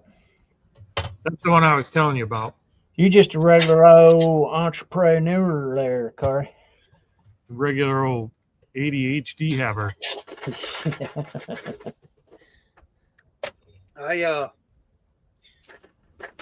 I put a video out the other day. They got like 1,800 views before the day was over. Yeah. Yeah. That was the most one. That was the one that had the most views on it. I don't know if it'll show up, but the thing we're actually doing this week, well, other than going and getting that load, is this is actually a pretty busy week anyway, because we when the Super Bowl comes around, we do a one-off every year called Space Invaders. Cool. We do a one-off called 30-second theology. Okay. Based around the commercials, because everybody knows the commercials are better than the Super Bowl. But we take like in the commercials, some commercials, and pull out like extract some truth from them, using like a parable, like Jesus told stories. So we use commercials as like a way as parables to kind of get some message across. But we always decorate up. I don't know if you'll be able to see it or not. Let me see if I can get this. Blowing up my, just a second, see if I can get this without blowing up my stream. I'm using that same camera I use at the house. Dadgummit, I got one of those little Velcro zip tie things that hold all the extra cable. I can't get it off. All right, there it goes. Might be too dim in here to see the thing we got set up. It's too dim. I don't know if you can. Well, it might come through in a minute. I don't know if you can see. Can you see the field on the floor out there? See something. No, we can't see nothing but a black screen, my brother. Yeah, kind of see it. Yeah, looks like a football field. Yeah. We decorate the room up in here with the, yeah. Be right back. You have a Super Bowl party at the church and watch it there. Yeah, we do. At the end of the week, we do that too. So it's just a fun thing. We set up like a concession booth with the popcorn and all of that. And Nice. it's one of the things, just kind of break things up throughout the year. We do that. Most of the people I know that watch football couldn't watch the Super Bowl in a church. They curse too much. Yeah, well, Get a little rowdy. our people might be worse than the television. It's a rough bunch. Well, we kind of got a biker church. Yeah. If you drive by on a Sunday, it looks like there's like all these bike. Not right now because it's cold, but usually there's like a bunch of Harleys and crap out in the parking lot. We got a blue collar crowd, definitely. Nothing wrong with that. So, but that's kind of what we're going for. So, But yeah, Poor Leroy. he's stacking. That's not Leroy's been. Put it away. He was taken by the aliens and they replaced him with flea market stacker. I'm waiting on glue to dry. I can't even do anything. Sit here and watch Leroy work. I don't mind. It's fun. I enjoy it. Don't sit down and eat. Keep working. I was watching. You know that Leroy, if they monetize your Facebook channel, that could be pretty good for you. But sounds like the problem with Facebook is there's no like clear, like No. if you do this, you get monetized, or if you get this many Saw followers. somebody get monetized with like 1,200 followers, Yeah. and then other people saying they have like 12,000 and they're not monetized. So I think it really. They just monetized a whole bunch of people last week. Yeah, they They did. monetized. They skipped me. Well, I applied for it and it put me on a waiting list. So Did you get something saying you were on a waiting list? yeah. I didn't even get that. Well, all right. No, but how many followers do you have? Me or Corey? Either one of you. See what Jordan said there? Less than I 1,000. did it. I applied for it when I had 50 followers and it put me on a waiting list.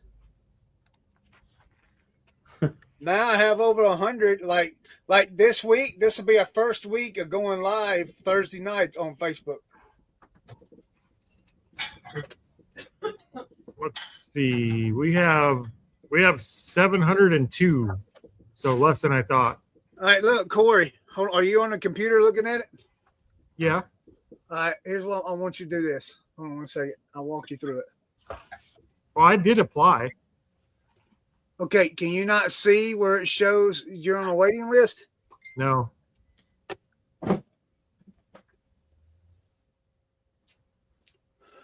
When Maybe do I have to apply? When does my buddy have to apply? You can apply now, Leroy. I think But you can I- apply anytime. I think it says that I have to have. That my buddy has to have 3 months, like because the channel is so new. Might be. Oh yeah, he might have to have 3 months, 90 days or something like that. I think it said 200 followers, and 90 days to go live. No, it's 100 followers and 90 days to go live. Like I tested it yesterday. We're going live. I'm not. I was I'm live not on Facebook consistent enough yesterday. Huh? over there. I'm not consistent enough over there to really. The only thing I really post there is when we do a new video twice a week. I post the link for it over there. And lately, I've been trying to post a few more things, but just I won't be consistent.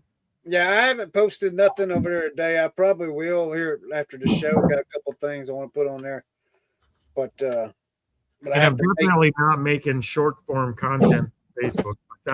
I hate short form content. I don't make it. I don't like. I just can't. If I'm going to make a video, I'm going to make a video. It isn't going to be short form. Very rarely. Hold on a minute. Upstate Picker. I was up to 30 million views with almost 100K engagement in 28 days. I got monetized the other day, and the views on my reels went down to the thousands instead of millions. That's not awesome. What happened? So you got monetized and your views stopped? Like they dropped? Yum. Is that what I'm understanding? Mm-hmm. Yeah, Facebook's like, no, we ain't paying him for 1 million views. And we're not going to push this stuff out anymore. Yeah. 30 million? No, we ain't doing that. How many followers do you have, Upstate? Who is it? What's his name? Jordan. Jordan. Yeah. How many followers you got, Jordan?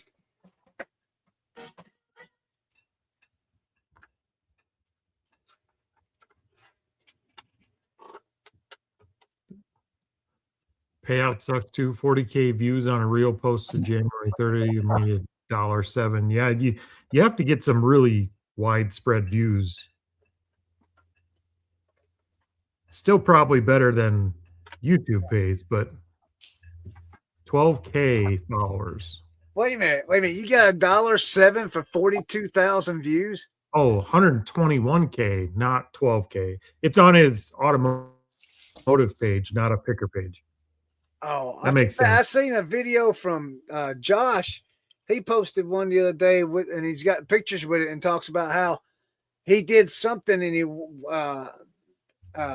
in 1 month Facebook paid him $5,000 because of the amount of views he had. But they was right around what he's talking about, 40,000, 60,000 views. I don't know. Josh, are you talking like Harry Tornado? Yeah. Yeah.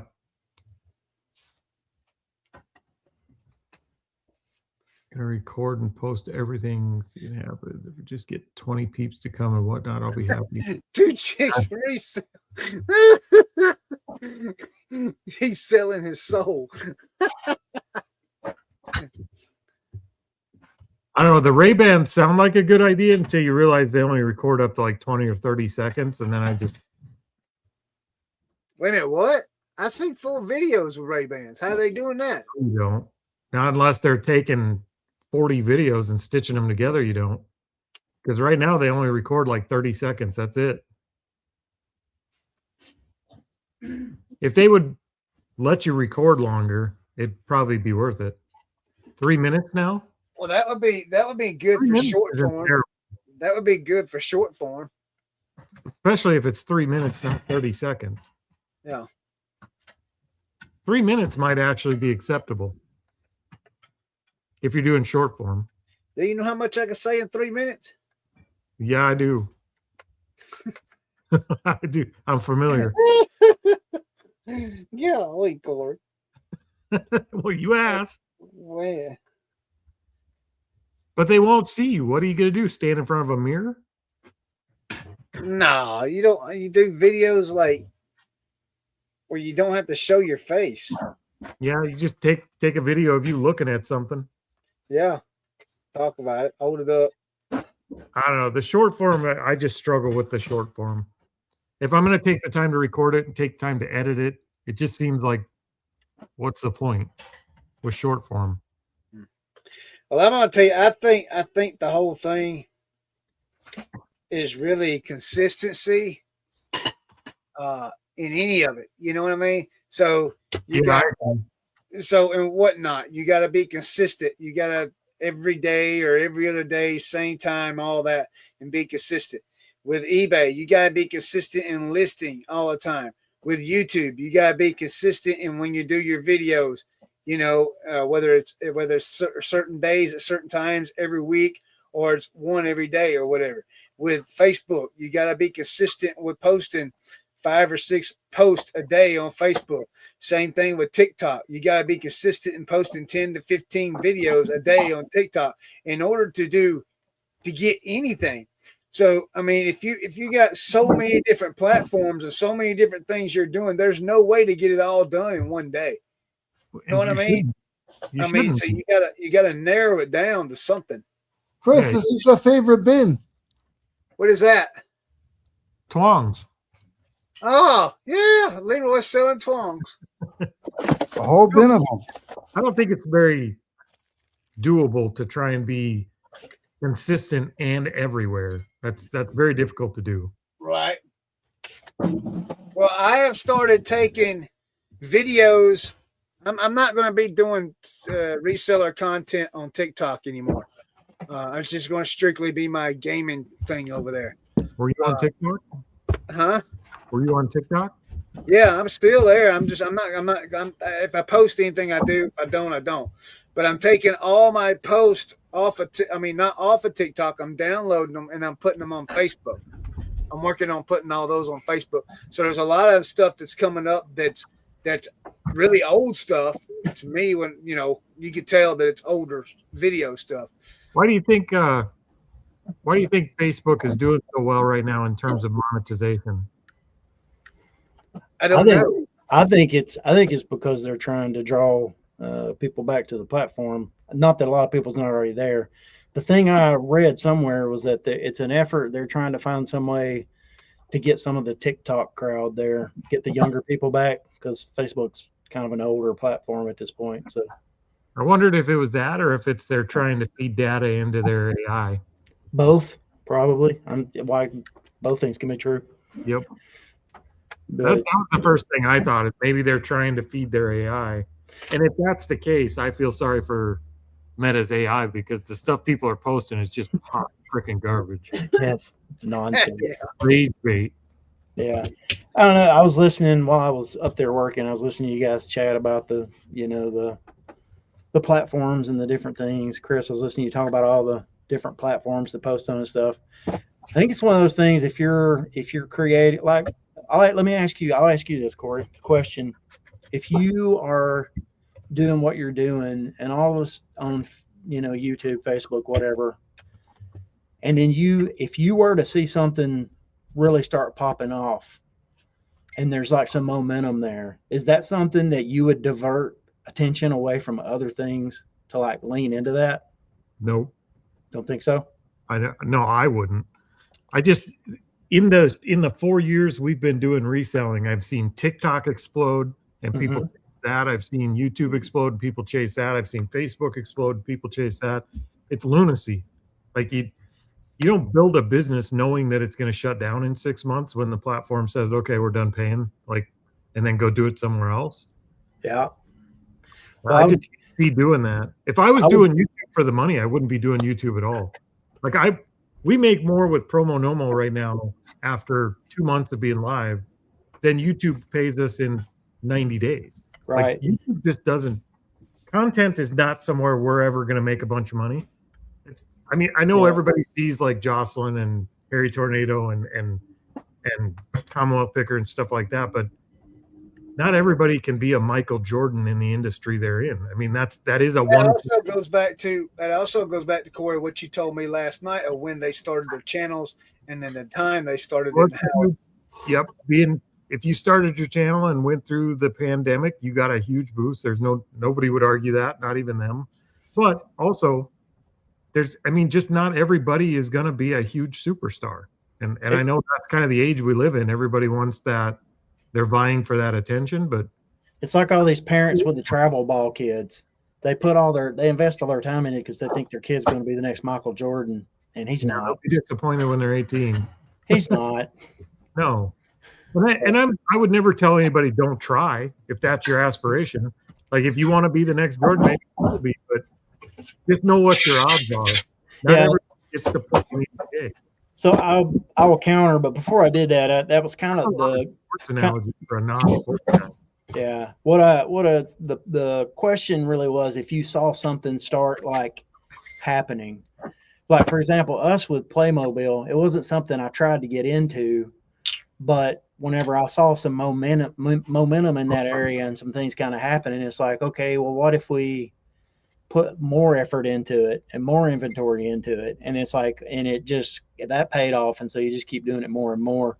I think it's more of like not necessarily trying to do a certain thing, but if you see momentum building in an area, it's a lot easier to follow momentum than it is to create momentum. Yeah. In that context, you're talking more about, would you jump on an opportunity? Would you capitalize on the opportunity and lean into it?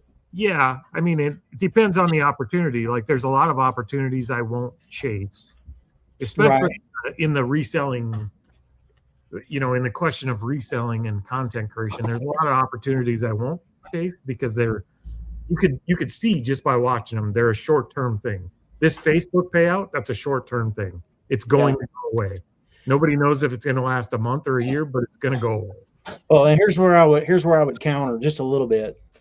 If you had momentum in a certain area of social media, one of the things that does seem to happen, like we'll take our friend, the Commonwealth Picker, for example. Mm-hmm. I believe it probably, like the momentum he had on YouTube probably carries over into other formats too. Like 100%. People follow him there. So it's like, if you've got an audience, you're going to carry that audience with you in a lot of cases, not all of them, but in a lot of cases. That's a good perspective on it. But you're in a different realm when you're talking about that. You're no longer talking about chasing an opportunity and reselling. You're Yes. chasing an opportunity as a content creator. Like that's what you are as a content creator. Yes. You Yes. just happen to create content about reselling. All right. Let me ask it to someone else. Let me ask it to someone else. Then All right, Chris. Well, wait a minute. I just want you can go ahead and ask me. Give me one minute. I want to say this, Lisa. When we're done with what we're talking here, I'll answer your question. I'm not ignoring you. All right, go ahead, Brad. All right, Chris. I feel like you want to make it on social media in some shape, form, or fashion. If I were to be honest, Go ahead. if I were to be honest, I would much rather do social media video stuff than I would doing eBay. If you want to know the truth. See, that's why you got to quit hating on people doing social media reselling or YouTube reselling. That's what I'm you not want to hating be. on can I give you some advice, Chris, that you could throw out the door and not use it if you don't want to? Like it's just let it go in one ear and out the other. Yeah, go ahead. Constructive criticism. If you really want to do content creation, and I think you can, I'm not saying you can't. If you really want to do content creation and you like that better than reselling, get the hell out of the reselling niche with your content. Don't quit reselling, but get out of the content creation in reselling. That's the problem. I don't have anything else I can create content with other than reselling. Contraire no fair. That's so not true. Dude, Okay. I watch videos of this dude that mows yards. He just goes around and like with these dilapidated, grown up yards in these neighborhoods, and he goes and clears off the sidewalks. And Oh yeah, I see those videos. Yeah. I mean, but that's just one of like a million different ideas, Here's a perfect YouTube channel for you, Chris. You could start it tomorrow. Are you ready? Yeah. Whittle and wisdom. Get a little hunk of wood and a knife and sit down in a chair and just whittle something. Just whittle your wood and give some wisdom. And just I want to pull up my dimes if you Or in have more dimes. Yeah, or in a tree stand. Do it in a tree stand. Yeah, I would. If I wanted to be a content creator, this is not the niche. This is the worst niche. Like I don't know, in my experience, if I could tell you a worse niche than the reselling niche. Be a creator. I'll give you The reason I went with the Life at the Barn thing series, that kind of thing, like I almost want to change my channel name to Life at the Barn. But the reason I did that is because the main reason is because during Christmas time, me and Mama was talking, and she was like, "Why don't you post this on your channel? Why don't you do this? Why don't you do that?" And I'm sitting there thinking, I'm like, but that's not the niche that I'm in. I'm in a reselling thing. And she says, well, look at this. And she started showing me the people. My mother watches YouTube. She started showing me the people that she watches. Everybody watches YouTube. And it's like, what? Yep. They got a million views, a million subscribers, 100,000s of views, and it's nothing. It's one of them's a man that's sitting by his garden and talking about the vegetables he's growing for the summer, and he's got like 3 million views on it. And I'm sitting there thinking, wait a minute. Yeah, what am I doing wrong? I think the guys to watch on YouTube that literally all he does is turn the camera on and goes for a walk every day and talks about what it's like to be in his 50s. Here's what I keep telling you, Chris. Here's what I've been trying to get across, but I don't know. It's not going through. Is like, I feel like you need to do something instead of worrying about what you think people want to watch. Find the thing that you really like, you're really passionate about, and just kind of work around that. That way, if it doesn't work, you still enjoy the thing you're doing. Like, there's a guy that Isaac and I watch every Friday night, Vice Grip Garage. Yeah. He gets an old vehicle somewhere, like in Oklahoma, and it maybe's running, maybe not, and he's got to get it running and drive it back home to Tennessee. And we'll watch that thing. We'll watch it for 2 hours on Friday night. Watch him do that. And that he's not the only guy. I had an idea the other day. We're going to this Playmobil pickup in Texas. We're passing by Texarkana, and that's where they pick the beer up in Smokey and the Bandit. And so I asked Isaac to look up if there was anything Smokey and the Bandit related in Texarkana.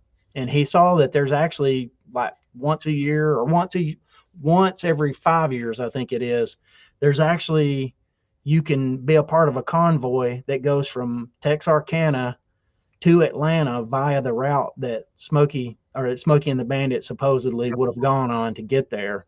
And for me, like, if I was just going to do something non-reselling related, like that sounds like a blast to do a channel that's just built around doing like fun stuff Not like yet. that. 22nd. You know, it's kind of pop culture, but it's really not. But it's kind of nostalgic, but it's really not.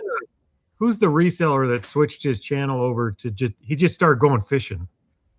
Oh, I don't know. There is Well, I know the guy you're talking about. I do know the guy you're talking literally about. was a reselling channel, and he just started going fishing and recording himself fishing. Yeah. That's all he does, and his channel blew up. And all he did was just took his camera and went fishing.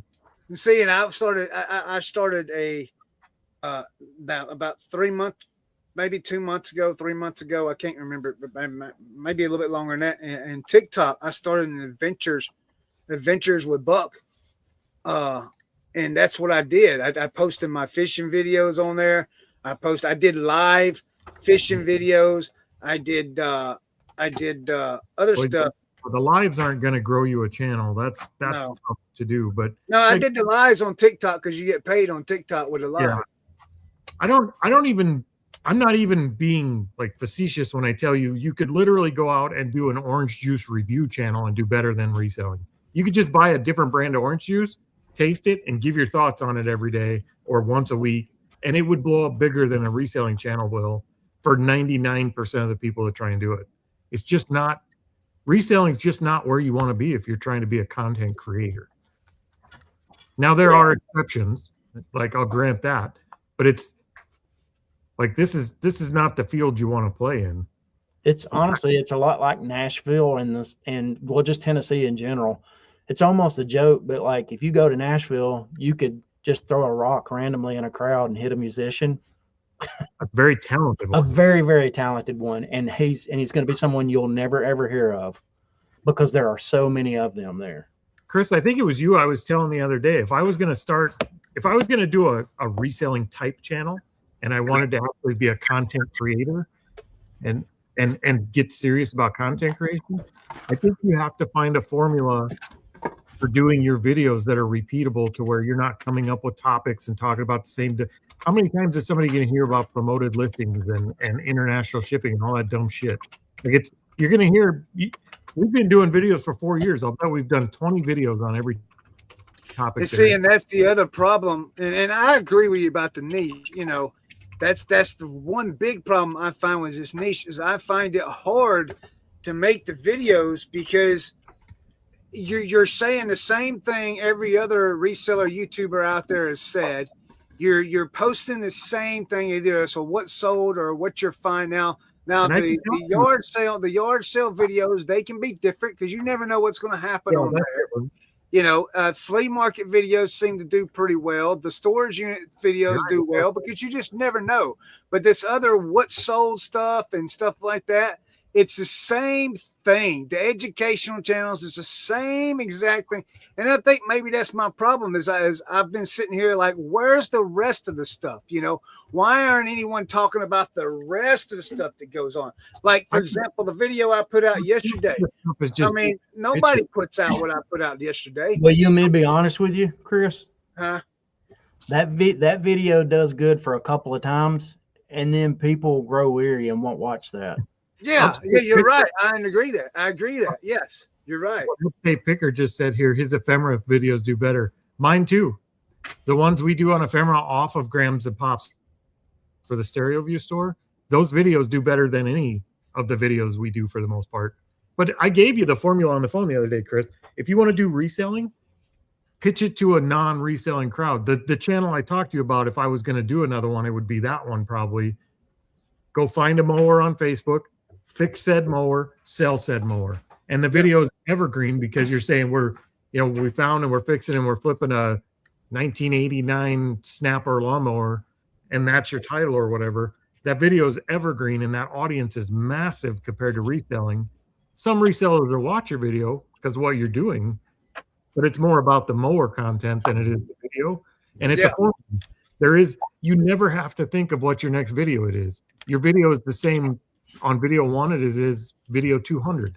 Find mower, fix mower, flip mower. Yeah. And do that video every week. Vice Grip Garage. Everything, pretty much everything he goes and picks up has 4 wheels, an engine, a transmission. Yeah. He's got to get that. He's limit. got to get that thing. Yeah. Yeah, there's a story arc to it. But the formula is what makes it doable and long term, because you don't have to do what we do every Monday and sit in the house and be like, what the hell are we going to talk about? I can't talk about promoted listings one more time. Like my soul. His soul is frozen. He frees up. Yeah. The cold never bothered him anyway. Go That's ahead, right. Corey. I'm still here, but I got to walk back up to the front of the building. He's back now. I'll jump back. I'm listening, but I'll jump back in if Brad, wait a minute. What was your original question though? Did you ever ask it? Todd, that would be a good niche. you kind of answered it. It was just like, you were talking about, I don't remember the genesis of the original conversation, but you were talking about making content and all the different things to do. And I think the question really was, if you saw like momentum starting to happen in a certain area, what all things would you drop so that you could put that energy into that thing, whatever it was. Excuse me. Well, honestly, wouldn't you drop everything, right?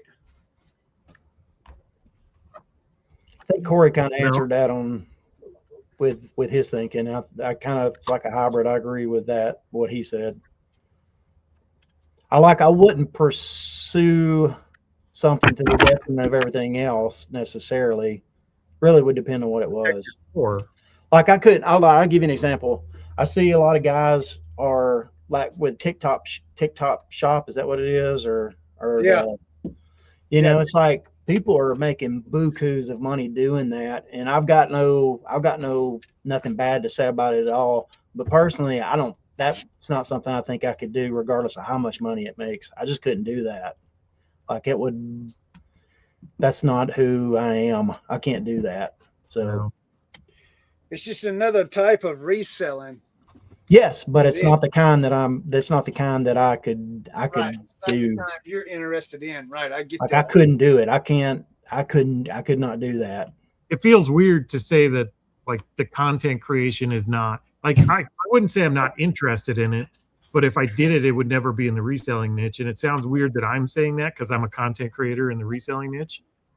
But it's just when we were really upfront about it when we started our reselling channel. We started it at the same time we did reselling, and the idea was diversification. We wanted 5,000 a month of net from reselling and 5,000 a month net from YouTube.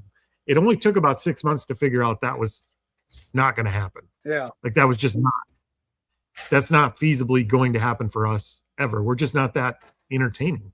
Like we're not superstars. We don't come across that well on video for this kind of content. And this is is you missed the bus after the pandemic. No, I don't think so. I think that's. I honestly feel I agree with you 150% of what you told me yesterday about a lot of these reseller YouTube channels. They did get a big bump. They got a huge bump during the pandemic. And I sit there and I think that's not why their channels are huge. Luck plays into a lot of things you do in life, but they got lucky with the timing with the pandemic. I agree. And they got a big bump from the pandemic. Every creator did for all kinds of content. But I still think those channels I think the channels that made it through the pandemic and got big would have made it anyway there's a big if there, because some of those channels, if it had not been for the pandemic and did not get that big bump in monetization, probably would have quit before then.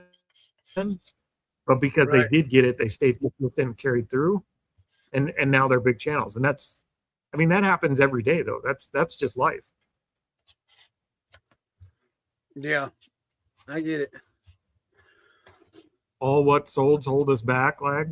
I think what solds hold him back.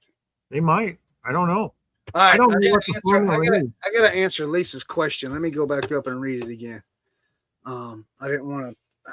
Let's see. We did change our formula for our Grams and Pops Wednesday video. You'll see it tomorrow. It's not great.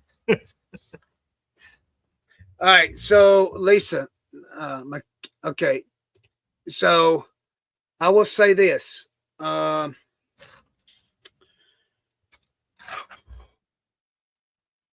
Everything I sold. I can't remember what the number was, Corey. We talked about this the other day. Did I give you a number out of 23 of how many it sold? I don't think so. I don't think we got that far. I can't remember the number, Lisa, but I will say this. Okay. I will say this. Everything, Lisa, that I have sold on my main eBay store in the past since last Monday when I started List Easier, all those items that I have sold have been from List Easier, with the exception of 3 or 4, if I recall correctly. So, so let me go. Let's see here if I can pull it up here, and I can do a little accurate, a lot better. And keep in mind, I haven't sold that much. You know, if you watch stuff, Lisa, you notice that I haven't sold a whole lot. But see orders. Here we go. So there's 1, 2, 3, 4, 5, 6, 7. What was last Monday's date?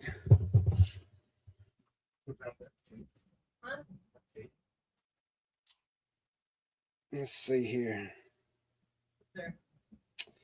Last Monday was the 26th. Okay, so there it is. 1, 2,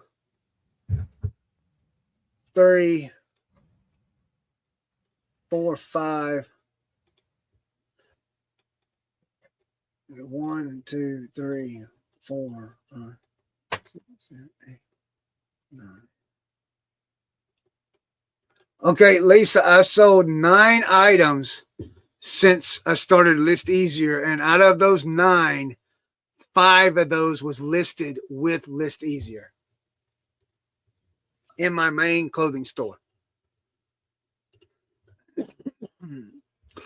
So that's what those are with that. Let's see. Go fishing channel, event camera. Best video was metal detecting, 75,000 views, 10 years old, still getting views. Okay. How to fix your Keurig. Yeah, I don't know how to fix them. I know how to tear them apart though. It's the same theme as people want to watch something that ends up with a goal or a completed project. It's funny y'all are talking about this. When started BTBW, the goal was to show the life part, not what sold or bolos. I kind of lost the original vision. Thanks for reminding me. Yeah. Chris, do a Regnet review of ballet or fine art or classical music. That would be funny. Huh. I think Corey's channel could go big time on what souls. List Easier is going to pay for itself just because it helps me from not promoting right away. 5% in 10 days is seemingly pretty awesome. You listed 100 items, right? No, Lisa, I've only listed. It's higher than 5%. Yeah. I've only listed. What did I tell you yesterday, Corey? I think. Did you say 40? I think at 43 items is what I've listed in 2 weeks. 43 items. And you sold how many? That were List Easier? That's not right, Corey. Hold on a minute. It's higher than 5% of them that sold. I've sold 23 and then 5. Okay. I sold 20. I've listed 28 items with List Easier since last Monday. Okay. Okay. The rest of it is other stuff that I've done. Now that's all clothing. That's all clothing. The other stuff I haven't gotten into. Huh? How many of them sold? Okay. Out of those 28 items that I've listed since last Monday on List Easier, 5 have sold. It's like 30% of them sold. Yeah. Right? Did I math that right? Five out of 20, 5 out of 25 would be. I don't know. I don't know how to math that. Here, I got a calculator. I can't math in my head either. Yeah. Your math's not mathing. My math never maths. I have calculators for that. Yeah. So I've listed 28 items since last Monday's with That's like listing. 18%. Huh? 18% of your items sold in a week off List Easier. You sold saying 20%? Is that what you said? I said 18, but 18. yeah, Lisa said close to 20. Yeah. So I think that's pretty good. I think I just got to get the product I do use on List Easier. That's like what I was saying earlier. That's where my problem is at. That's what I was saying last week. The problem is getting the product here to do it. You know, I mean, I think it's great, man. I mean, yeah, like this jacket, I got a women's Michael Kors women's quilted jacket that I've had for over a year. And I did this, Lisa, because you asked me about this last week, if I was going to take some of my older listings, or somebody did. I thought it was Lisa. It might have been somebody else. I'd take any of my older listings and put them in the List Easier. I did a couple of jackets, and this was one of the jackets, and it sold within like 3 days of me doing it through List Easier. And when I did it through List Easier, it gave me a different title. It gave me a different description. It did, and it actually priced it higher than what I had it higher priced at. So, I mean, Dave's right. List Easier will pay for itself. If you can't make List Easier pay for itself every month, you're just not listing. Well, I mean, it definitely has done paid my $15 back, you know. Yeah. I mean, I can't complain about that.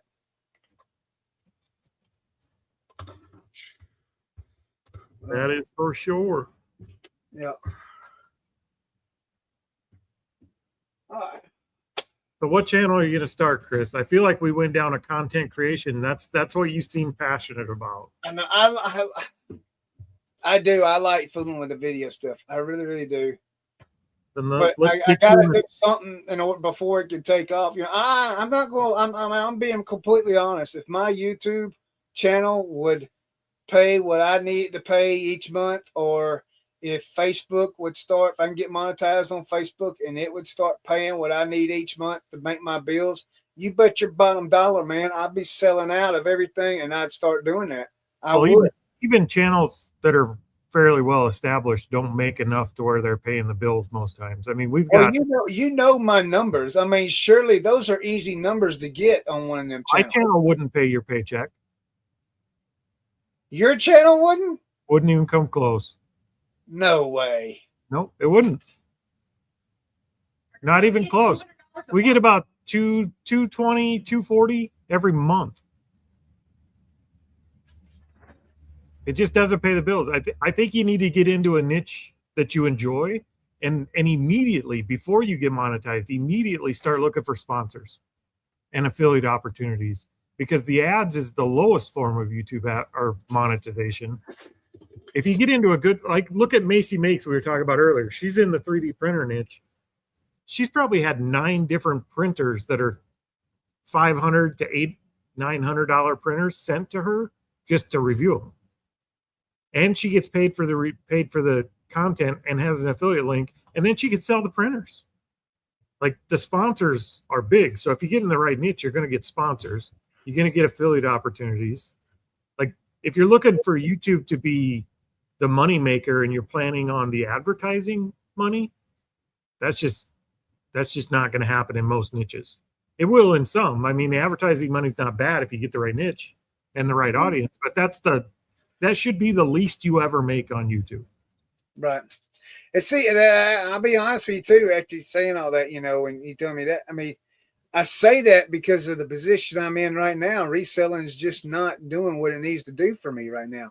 So maybe I need to change up what I'm doing in reselling, or something's got to give somewhere. Then, and that's why I have so many different eggs and so many different baskets right now. So I'm trying to supplement. I guess supplement's the right word, is the income to be able to do, you know, to pay the bills and stuff. Is that I'll the bet right you. word? I'll bet you if you put this conversation in ChatGPT, it could give you the answer because you know the answer. And I'll give you what I think ChatGPT would tell you if you put this conversation in there. It would tell you to quit doing all the reselling content, get rid of all your channels for reselling, but keep reselling, keep your core, make your money, and start doing the one channel you love to do and build it up. Focus on reselling to fund your life until your channel is big enough, but focus on one channel only, and make it the niche you want to be in. All these reselling channels you do, like you have TikTok, you have Facebook, you have 2 different channels you get on lives with. All the reselling content is just hours and hours a week of your time that isn't ever going to pay you.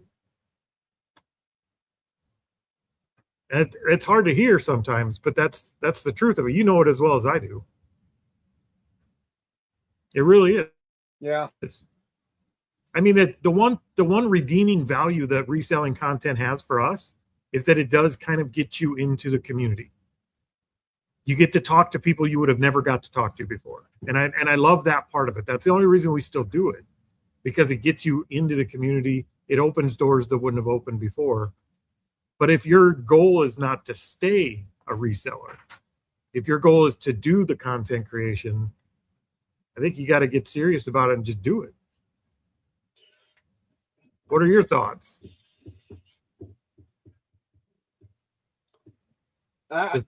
Does that sound? Why is Brad texting instead of chatting? I don't know. What are your thoughts? I mean, you think I'm crazy? Is it? Oh no, I don't think you're crazy. I just sitting here trying to. I mean, I know people have given me ideas, but and you know when I give you advice, you're welcome to throw it away. I'm not telling you what to do. No, I'm not. I'm just saying that I'm not. Man, I don't have the. I don't think that I have the knowledge, or not necessarily knowledge, but thank you, Lisa. I don't understand. What do you mean you don't have the knowledge? In what? Everything? Like, I don't have the.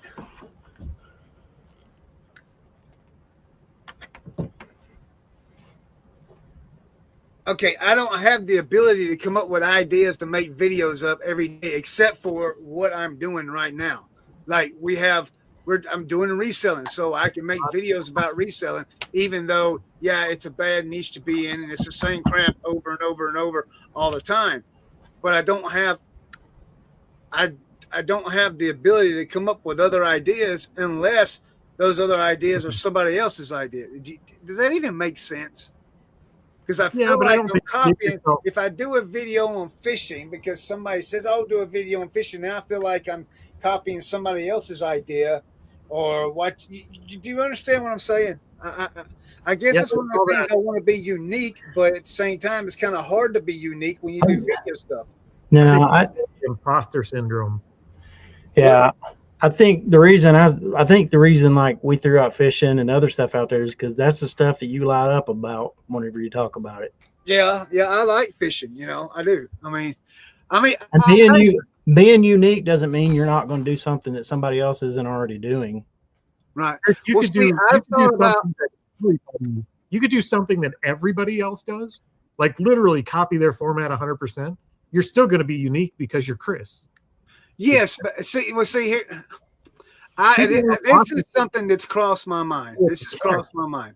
So during football season, I love to talk about football. Now, I'm not an ESPN analysis or anything like that. I do have one sports team that I really like, and I do watch a lot of college football.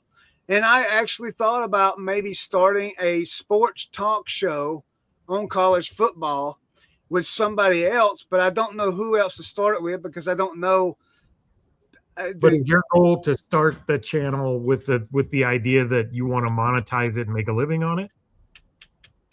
Because if it is, I probably wouldn't go with that niche. Yeah, see, that's the other thing. During the off season, what would you do? I mean, it's not just the off season; those are not evergreen videos. You could talk about the game that happened or the game that's on, and then that's no longer, nobody's ever going to watch it again. If you want to watch, I'm sure there's one of these guys out there for every team, but there's a Dolphins guy I watch called Dudley Do Wrong, and he follows the team through the off season, like all these off season coaching hires and stuff they've made. They talk about that. He'll start talking about draft prospects coming up leading into April.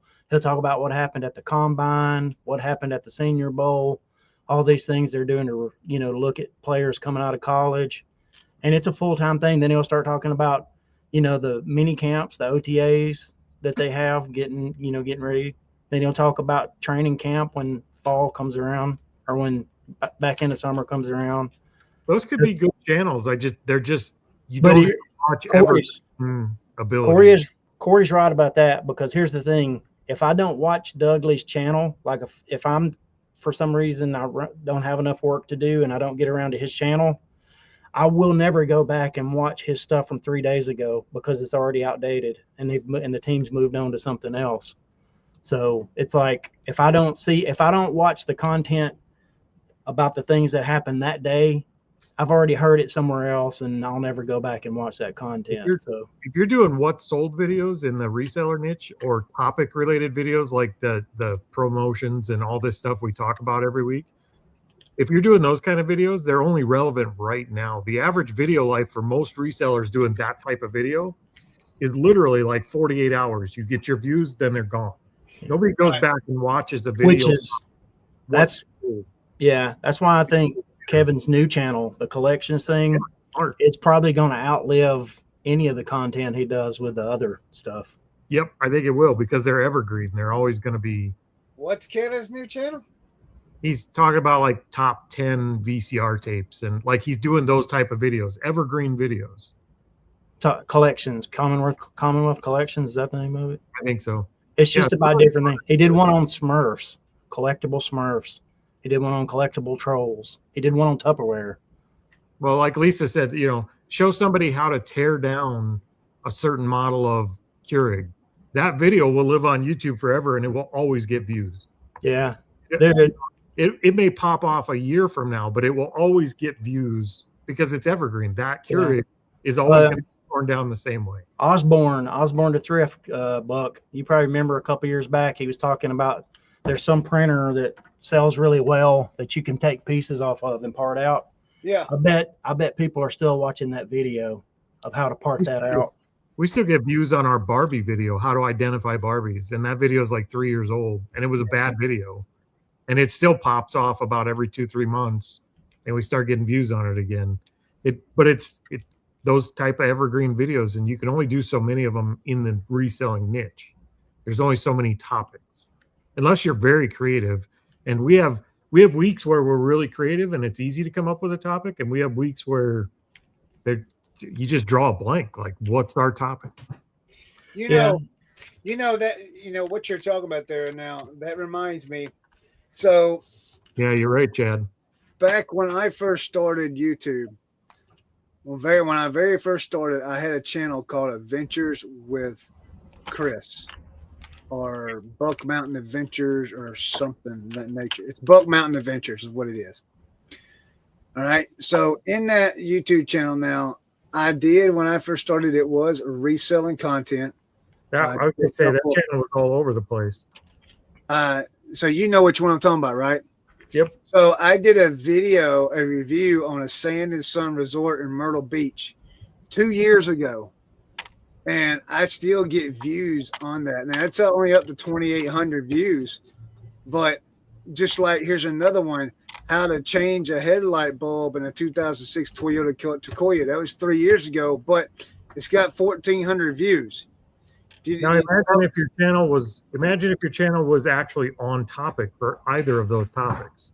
Yeah, yeah. It would make people find those videos a lot more easily. I mean, you got that many views with YouTube saying, okay, this guy's channel is about reselling, fishing, beaches, and cars. So here's maybe a video you might see. Yeah. You still got those views. Imagine if it was all about one of those topics, to where YouTube knew who to show your video to. Yeah, but I didn't. What I did was just whenever I recorded the stuff,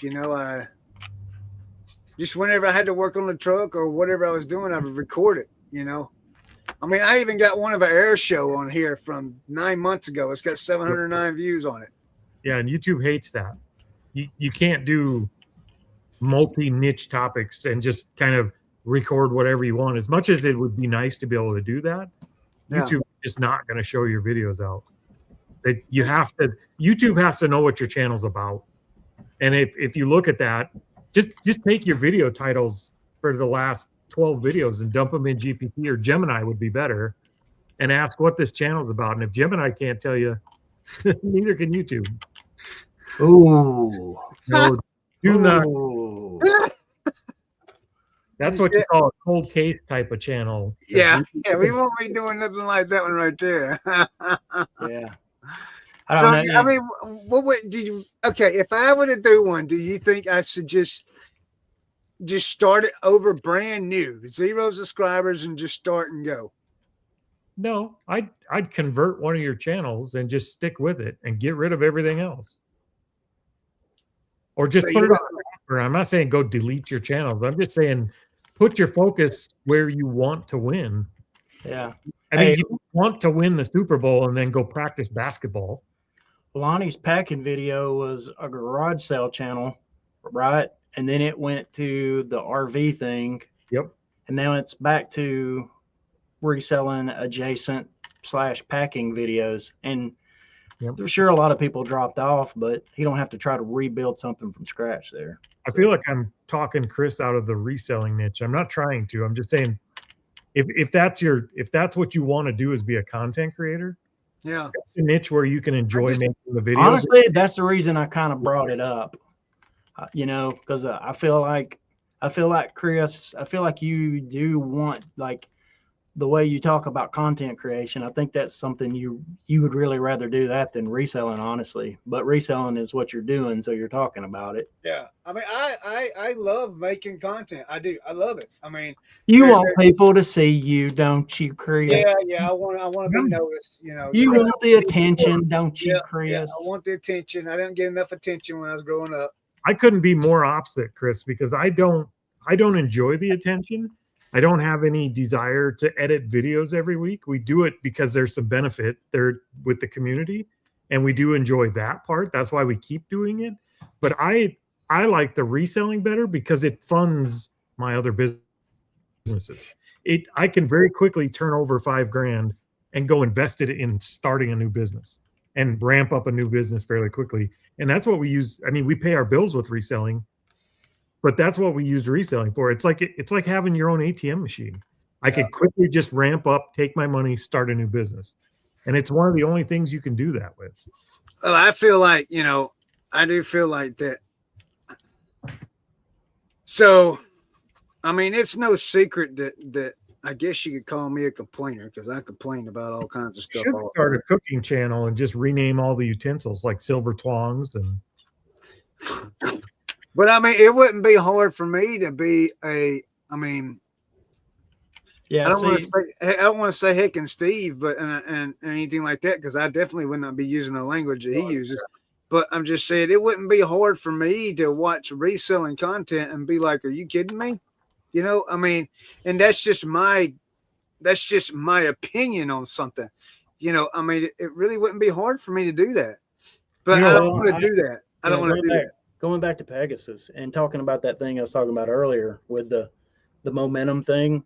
Yeah. Like when he made his first videos about resellers, there's an audience of people that really just don't like resellers, even if they don't care about anything he has to say. And he probably saw momentum in that thing. And that's, I'm not saying I would want to do it, because I wouldn't want to do that. But he followed that momentum, and it's, it's getting him views. I do think if you do that type of channel where you're kind of crapping on somebody else for content, I think if you do that kind of content where it's not even crapping on somebody, but if you're just like reacting and showing that somebody else is saying something wrong, even when they are saying something wrong, I think that has a moral cost to it. Like I do wear you down as a person after a while. I'm gonna tell you, I learned a lesson with like my third or fourth video I made on YouTube on this channel. Okay. And it had involved Josh Galt. He Yeah, tactic Canadian. I mean, the most And- heartless thing you could do. And I'm gonna be honest with you. Afterwards, I kind of felt bad, Well, you because I feel didn't bad. listen to. Who does that? That's like in South Dakota. There's like a level of progression: kicking puppies, attacking Canadians. Like they're right there together. But I mean, he just said something that just set me off at 4:30 in the morning, man. And I went with it, and I really didn't think ahead. I just spoke my mind. Now, hindsight 2020, I should have never made that video. But you know what? That video gained me more followers than any other video I have. Yeah, because Yeah, people it's robbing a love it bank. when you lose. They love dirty laundry. Robbing a bank will get you more money than having a job, but that doesn't make it something you want to do. But you know what though? Josh, the great guy that he is, he promoted that video. He put my name out there, and his lives that he was doing, and I was just like, what is going on here?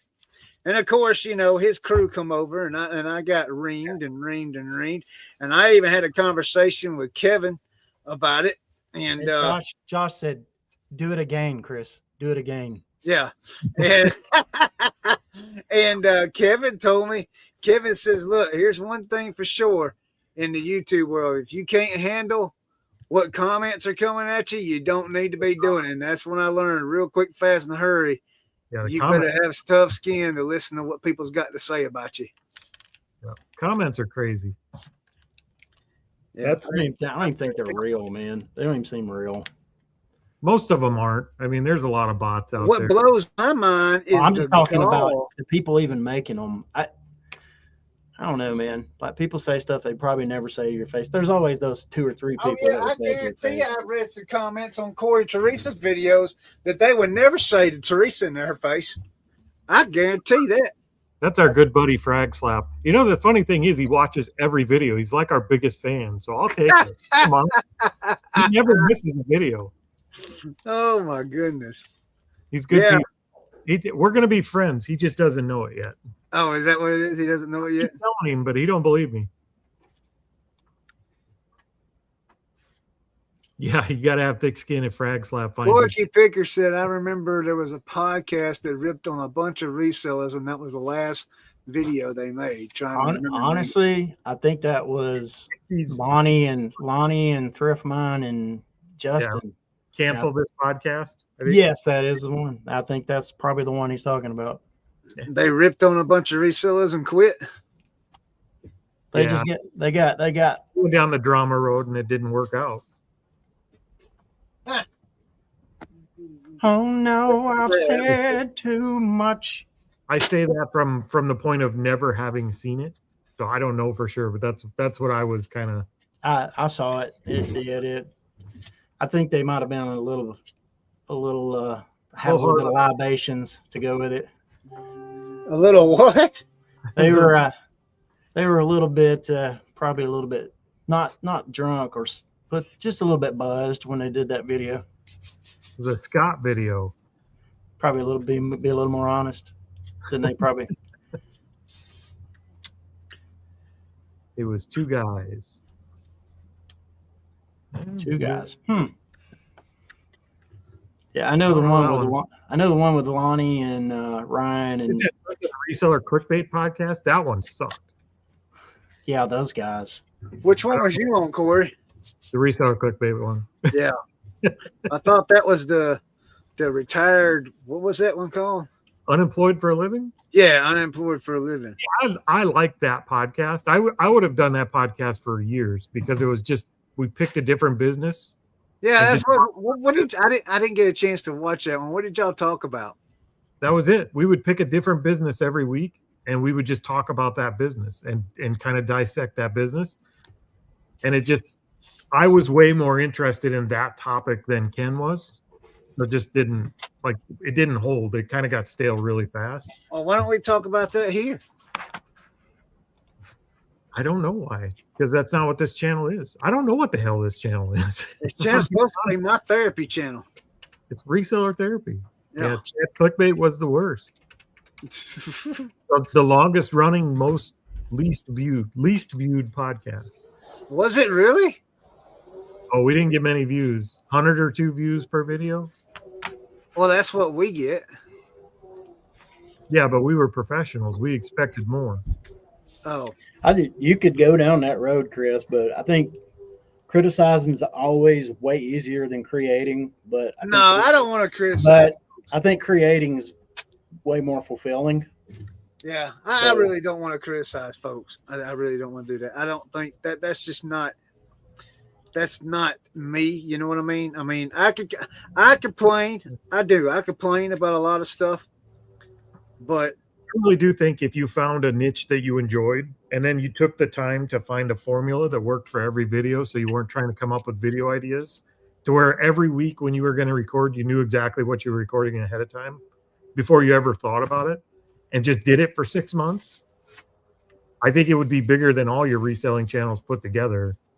And just stick with it. Like I did. I really think if you just did the lawnmower one where you find a lawnmower, you fix a lawnmower, you flip a lawnmower, and did it once a month for 6 months, it would probably, just those 6 videos would be bigger than your reselling channels. yeah, I think I like the fishing idea or the hunting idea or whatever. But you know, I can't just quit Those are seasonal. selling, you know, and then just fish all day, every day. They're tough too because they're seasonal. We did that gardening channel, and it's freaking South Dakota. Most of our year is winter. The hell was I thinking doing a gardening channel? No, fishing's not really seasonal around here. Well, it is if you're not crazy. Do you ice fish? I mean, no, we don't have ice around here to fish like that. You're in South Carolina. Huh? I forgot where you were. Yeah. I mean, we can still fish in the winter for crappie, you know. They can catfishing, bass fishing, do any kind of fishing you want in the wintertime here, you know. I mean, you can fish here in the wintertime too. You just got to be willing to ice fish, and I'm not a big fan of ice fishing. But that would make great videos. They probably would if you could find somebody that wants to do that. I certainly wouldn't. I would love to do that. I don't trust ice enough. I don't even know nothing about it.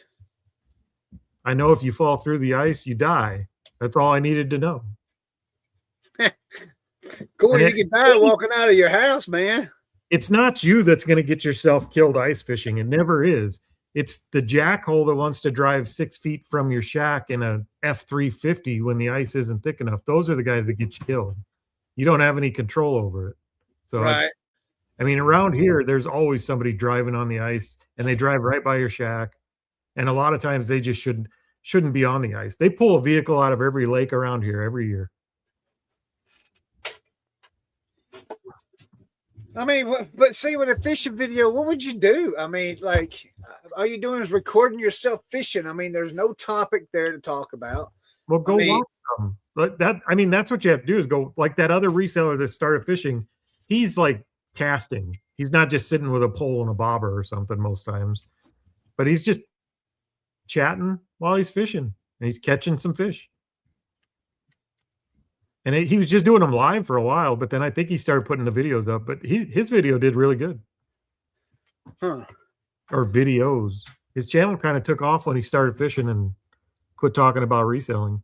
But you think about it, how many people want to hear about reselling versus how many people are interested in fishing? It's not even close. That's true. $20 Walmart tackle challenge. Yeah. I watch a guy now. Look, I watch a guy down in Beaufort, South Carolina, down around where Paris Island is. And I watch a guy out there. I can't remember the name of his channel, but he does these challenges where he gets on the boat, or he has somebody take him out in the boat, and he'll like set up on the pier that's holding the bridge up, and set up on that concrete thing. The boat leaves, and he'll camp out there for 2 days and only eat what he gets. If he don't catch anything, he don't eat. I'd starve. Yeah, I watch him. He's pretty good. You know, that's a pretty cool thing that he does. I want to watch his earlier videos to see how he got started. I could always snag a catfish. I won't starve. Do what? I said I can always snag a catfish. I know I wouldn't starve. But... Now, let's see. Real reviews, lure reviews, great evergreen content. No. I have a list of ideas. Get that fishing channel to pay, and you can write off every single fishing trip you can take. Yeah, I mean, Yeah, then you don't have to say, "Hey Tammy, I'm going fishing." You can say, "Hey Tammy, I'm going to work." yeah, yeah. I mean, because me and my pastor friend over in Georgia, we go to Santee. Y'all remember last summer? We went fishing several times. Took several trips fishing over to Santee, and There's a channel out there. I'm trying to remember what man, it y'all was. got me wanting me to change this Buck Mountain Adventures. I can leave it at Buck Mountain Adventures and just start putting nothing but fishing on it. There was a channel when we were doing our metalwork stuff. I'm trying to remember the name of the channel, but all the channel was, he had a camera set up on his sandblasting booth, and like every week he would find a rusty piece of metal and he would sandblast it, and you would just watch through the screen as he sandblasted it. That was the whole video, just him sandblasting a little piece of metal. And and we would watch that. Oh, he had a huge channel. I mean, why would we even watch that? But we do. I mean, what about stuff like that? There's a guy that I watch right now. All he does is shorts on hacks. Pressure washing rugs and driveways. People watch him mowing lawns. It's satisfying. I don't know, man. It's a project you get to see from the beginning to the end, and you get to see a result. It's a storyline. Maybe I do need to start rethinking what kind of content I need to make. I mean, I still do this show, and I can do the Thursday night show, and I could even change that channel to just picking and grinning, Yeah. Now Jordan got me thinking. I have a press. I can change that channel to just do that. picking and grinning, Now, what's happening? I think it's Brad. Jordan says, what? He says, get a hydraulic press and just smash things. I've got a hydraulic. We still have a whole metal shop out there. We could definitely do that. Right? Why did you get into the reselling space anyway, Chris? Out of curiosity. He wanted to get famous. Yeah. Oh, wait a minute. In the niche in YouTube? Yeah. Didn't you have YouTube stuff before that? Yeah, I mean, I had a small channel. Like, it only has 51 subscribers in it, but I was doing other stuff with it. But I just had a good one. I figured I would do the reselling thing because that's what I was doing. That's what I'm doing. And that's only content I was watching at the time was reselling content. All right. So I got a challenge for you then. I'm listening. All right. We're going to turn you into a YouTuber yet, Chris. For the next week, till we have this show again next Tuesday, if we have it. Okay. Don't watch any reselling content. None. Minus whatever you have to do Thursday night on Picking and Grinning. Wait, hold on. He's got to watch mine. No, not even Corey's. Don't watch any reselling content. Go find like the fishing channels and watch those. Go find like something else different. Watch them for a week. I mean, just dig them up. Watch them for a week. And if at the end of a week you'd rather do that than do reselling, maybe you're just amenable to coercion, but that'd just be something to think about. Who wouldn't want to fish for a living, though? I don't think I would. I like fishing, but I don't think I'd want to do it for a living. Magnet fishing, that's a good one. Those channels go crazy. I do watch those. Those are cool. Yeah. What's a magnet fishing? Or they just tie a magnet to a rope and throw it out in the water and see what they drag up. Pulling up guns and knives and all kinds other of stuff. Yeah, really? Metal detecting is a good one. I think Jocelyn, Crazy Lamp Lady, I think she got big on YouTube doing metal detecting before she was reselling, I think. Really? Anybody else remember that? Am I wrong on that? She does. She has I don't know how big she was before the reselling thing, but I know she has one. That's what she did. Yep. Man, y'all got me thinking, man. That's the reason. Honestly, Chris, it's like that's a real challenge I'm throwing out to you is like don't watch any reselling content. Watch the other stuff that's like that you like to do, if it's fishing or whatever. And if that starts sparking a bunch of ideas, maybe maybe it's just something to think about. Set like a 4 or 5 hour slot of your day where you come out and do nothing but your reselling stuff. Just do your work so you're making money, and then spend every extra hour you have of that day figuring out what the hell kind of channel you want to make, and then go do it. Yeah, listen to that stuff while you're working. Yeah, it wouldn't be in the reselling niche. That's for sure. I know Austin, my son, he's got like a museum in his room, and I tell him all the time, I'm like, why don't you start a YouTube channel? Well, when you're picking this stuff up and you're talking about it, you're not reselling it. You're just talking about the military, the history behind the item. Because when he finds stuff and researches it, he knows who it belonged to, especially if it's got a name in it and all that. I mean, he tells you about the person and all that. I'm like, and I tell him, mention that. You're right. That's a collector channel. It's not a reseller channel. Yeah. You're talking about a certain niche of collecting, and those do well too. But honestly, some people don't have a need for attention of any kind. Like that just probably doesn't appeal to him at all to want to do that. He could care less. Well, then he could absolutely care less about it. Then why bother trying to talk him into it? I mean, you could just do a channel on how to hook up battery cables backwards and screw up a vehicle. That would blow up. Hey, who's that dude, Corey? You might know the guy that he makes like lasers and stuff. He's like this wild-eyed kid. I mean, he's like, his eyes are like he's on cocaine all the time. He's talking about, I'm going to make a laser and see if it can shoot through this piece of plywood. Stuff like that. I don't know if I know that channel. Oh, man. Let me go ask Isaac what that kid's name is. I'll be back in just a second.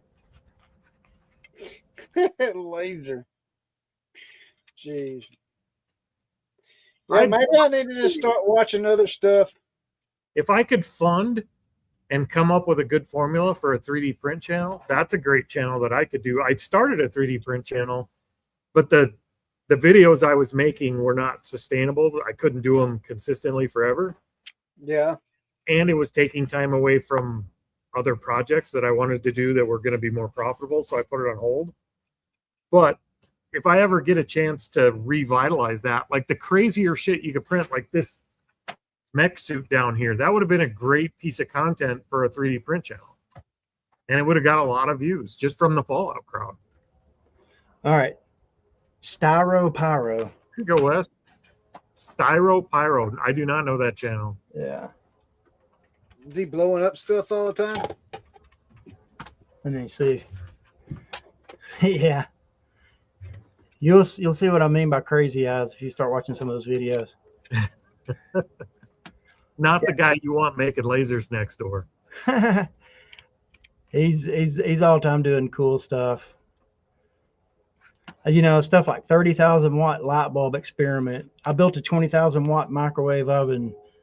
I would love to just build like big 3D printer projects like this. I just don't know how.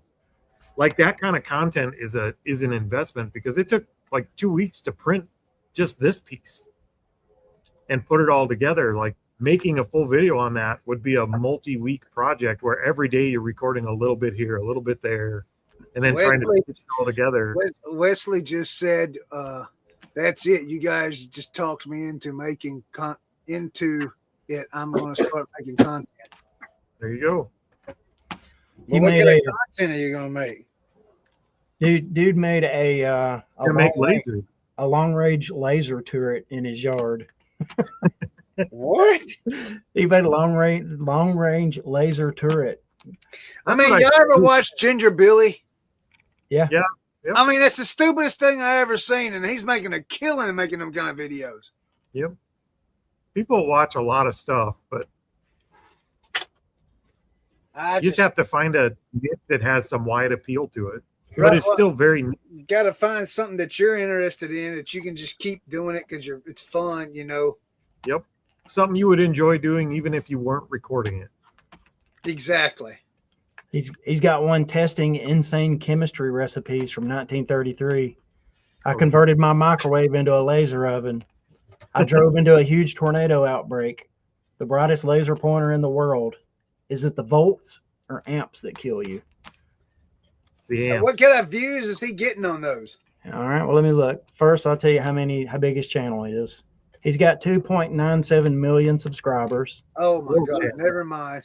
He's got like I converted my microwave into a laser oven. 4.8 million views. The insane chemistry recipes. 4.4 million. I'd love to do videos that got to where I could do some crazy project for the video, like some crazy thing for the video, but the video would fund doing it. Like when the video would pay for what you did, like build a robot, and the video paid for all the parts and everything. You know what I mean? All right. Well, I've actually got to run for good now, guys. Oh, you're done talking? All right. Yeah, I got to get out of here. I got to run to the rental place. So we'll see you next week then? We've been 3 hours. All right. Peace out. Peace out. Do what I said, Buck. Buddy. Drive safe. Have a safe trip. Thanks, guys. Perfect timing too. I just finished cleaning all them cartridges. You've got a YouTube channel to start, so I got to let you get out of here. I got to figure out what kind I'm going to start. I guess I'm actually going to do what Brad said. I'm going to watch other YouTube content other than reselling content this week and see. Just start solving cold case files. What? Look up all the cold cases that never got solved, like crimes in your area that never got solved, and go investigate. I don't think I can do that. Sure you can. Just don't get shot at. Right. That's the problem. All right. We're going to get out of here. We will chat with you guys later. Thanks for hanging out for 3 hours. Dave, send me a message on Instagram, man. There you go. About them video games.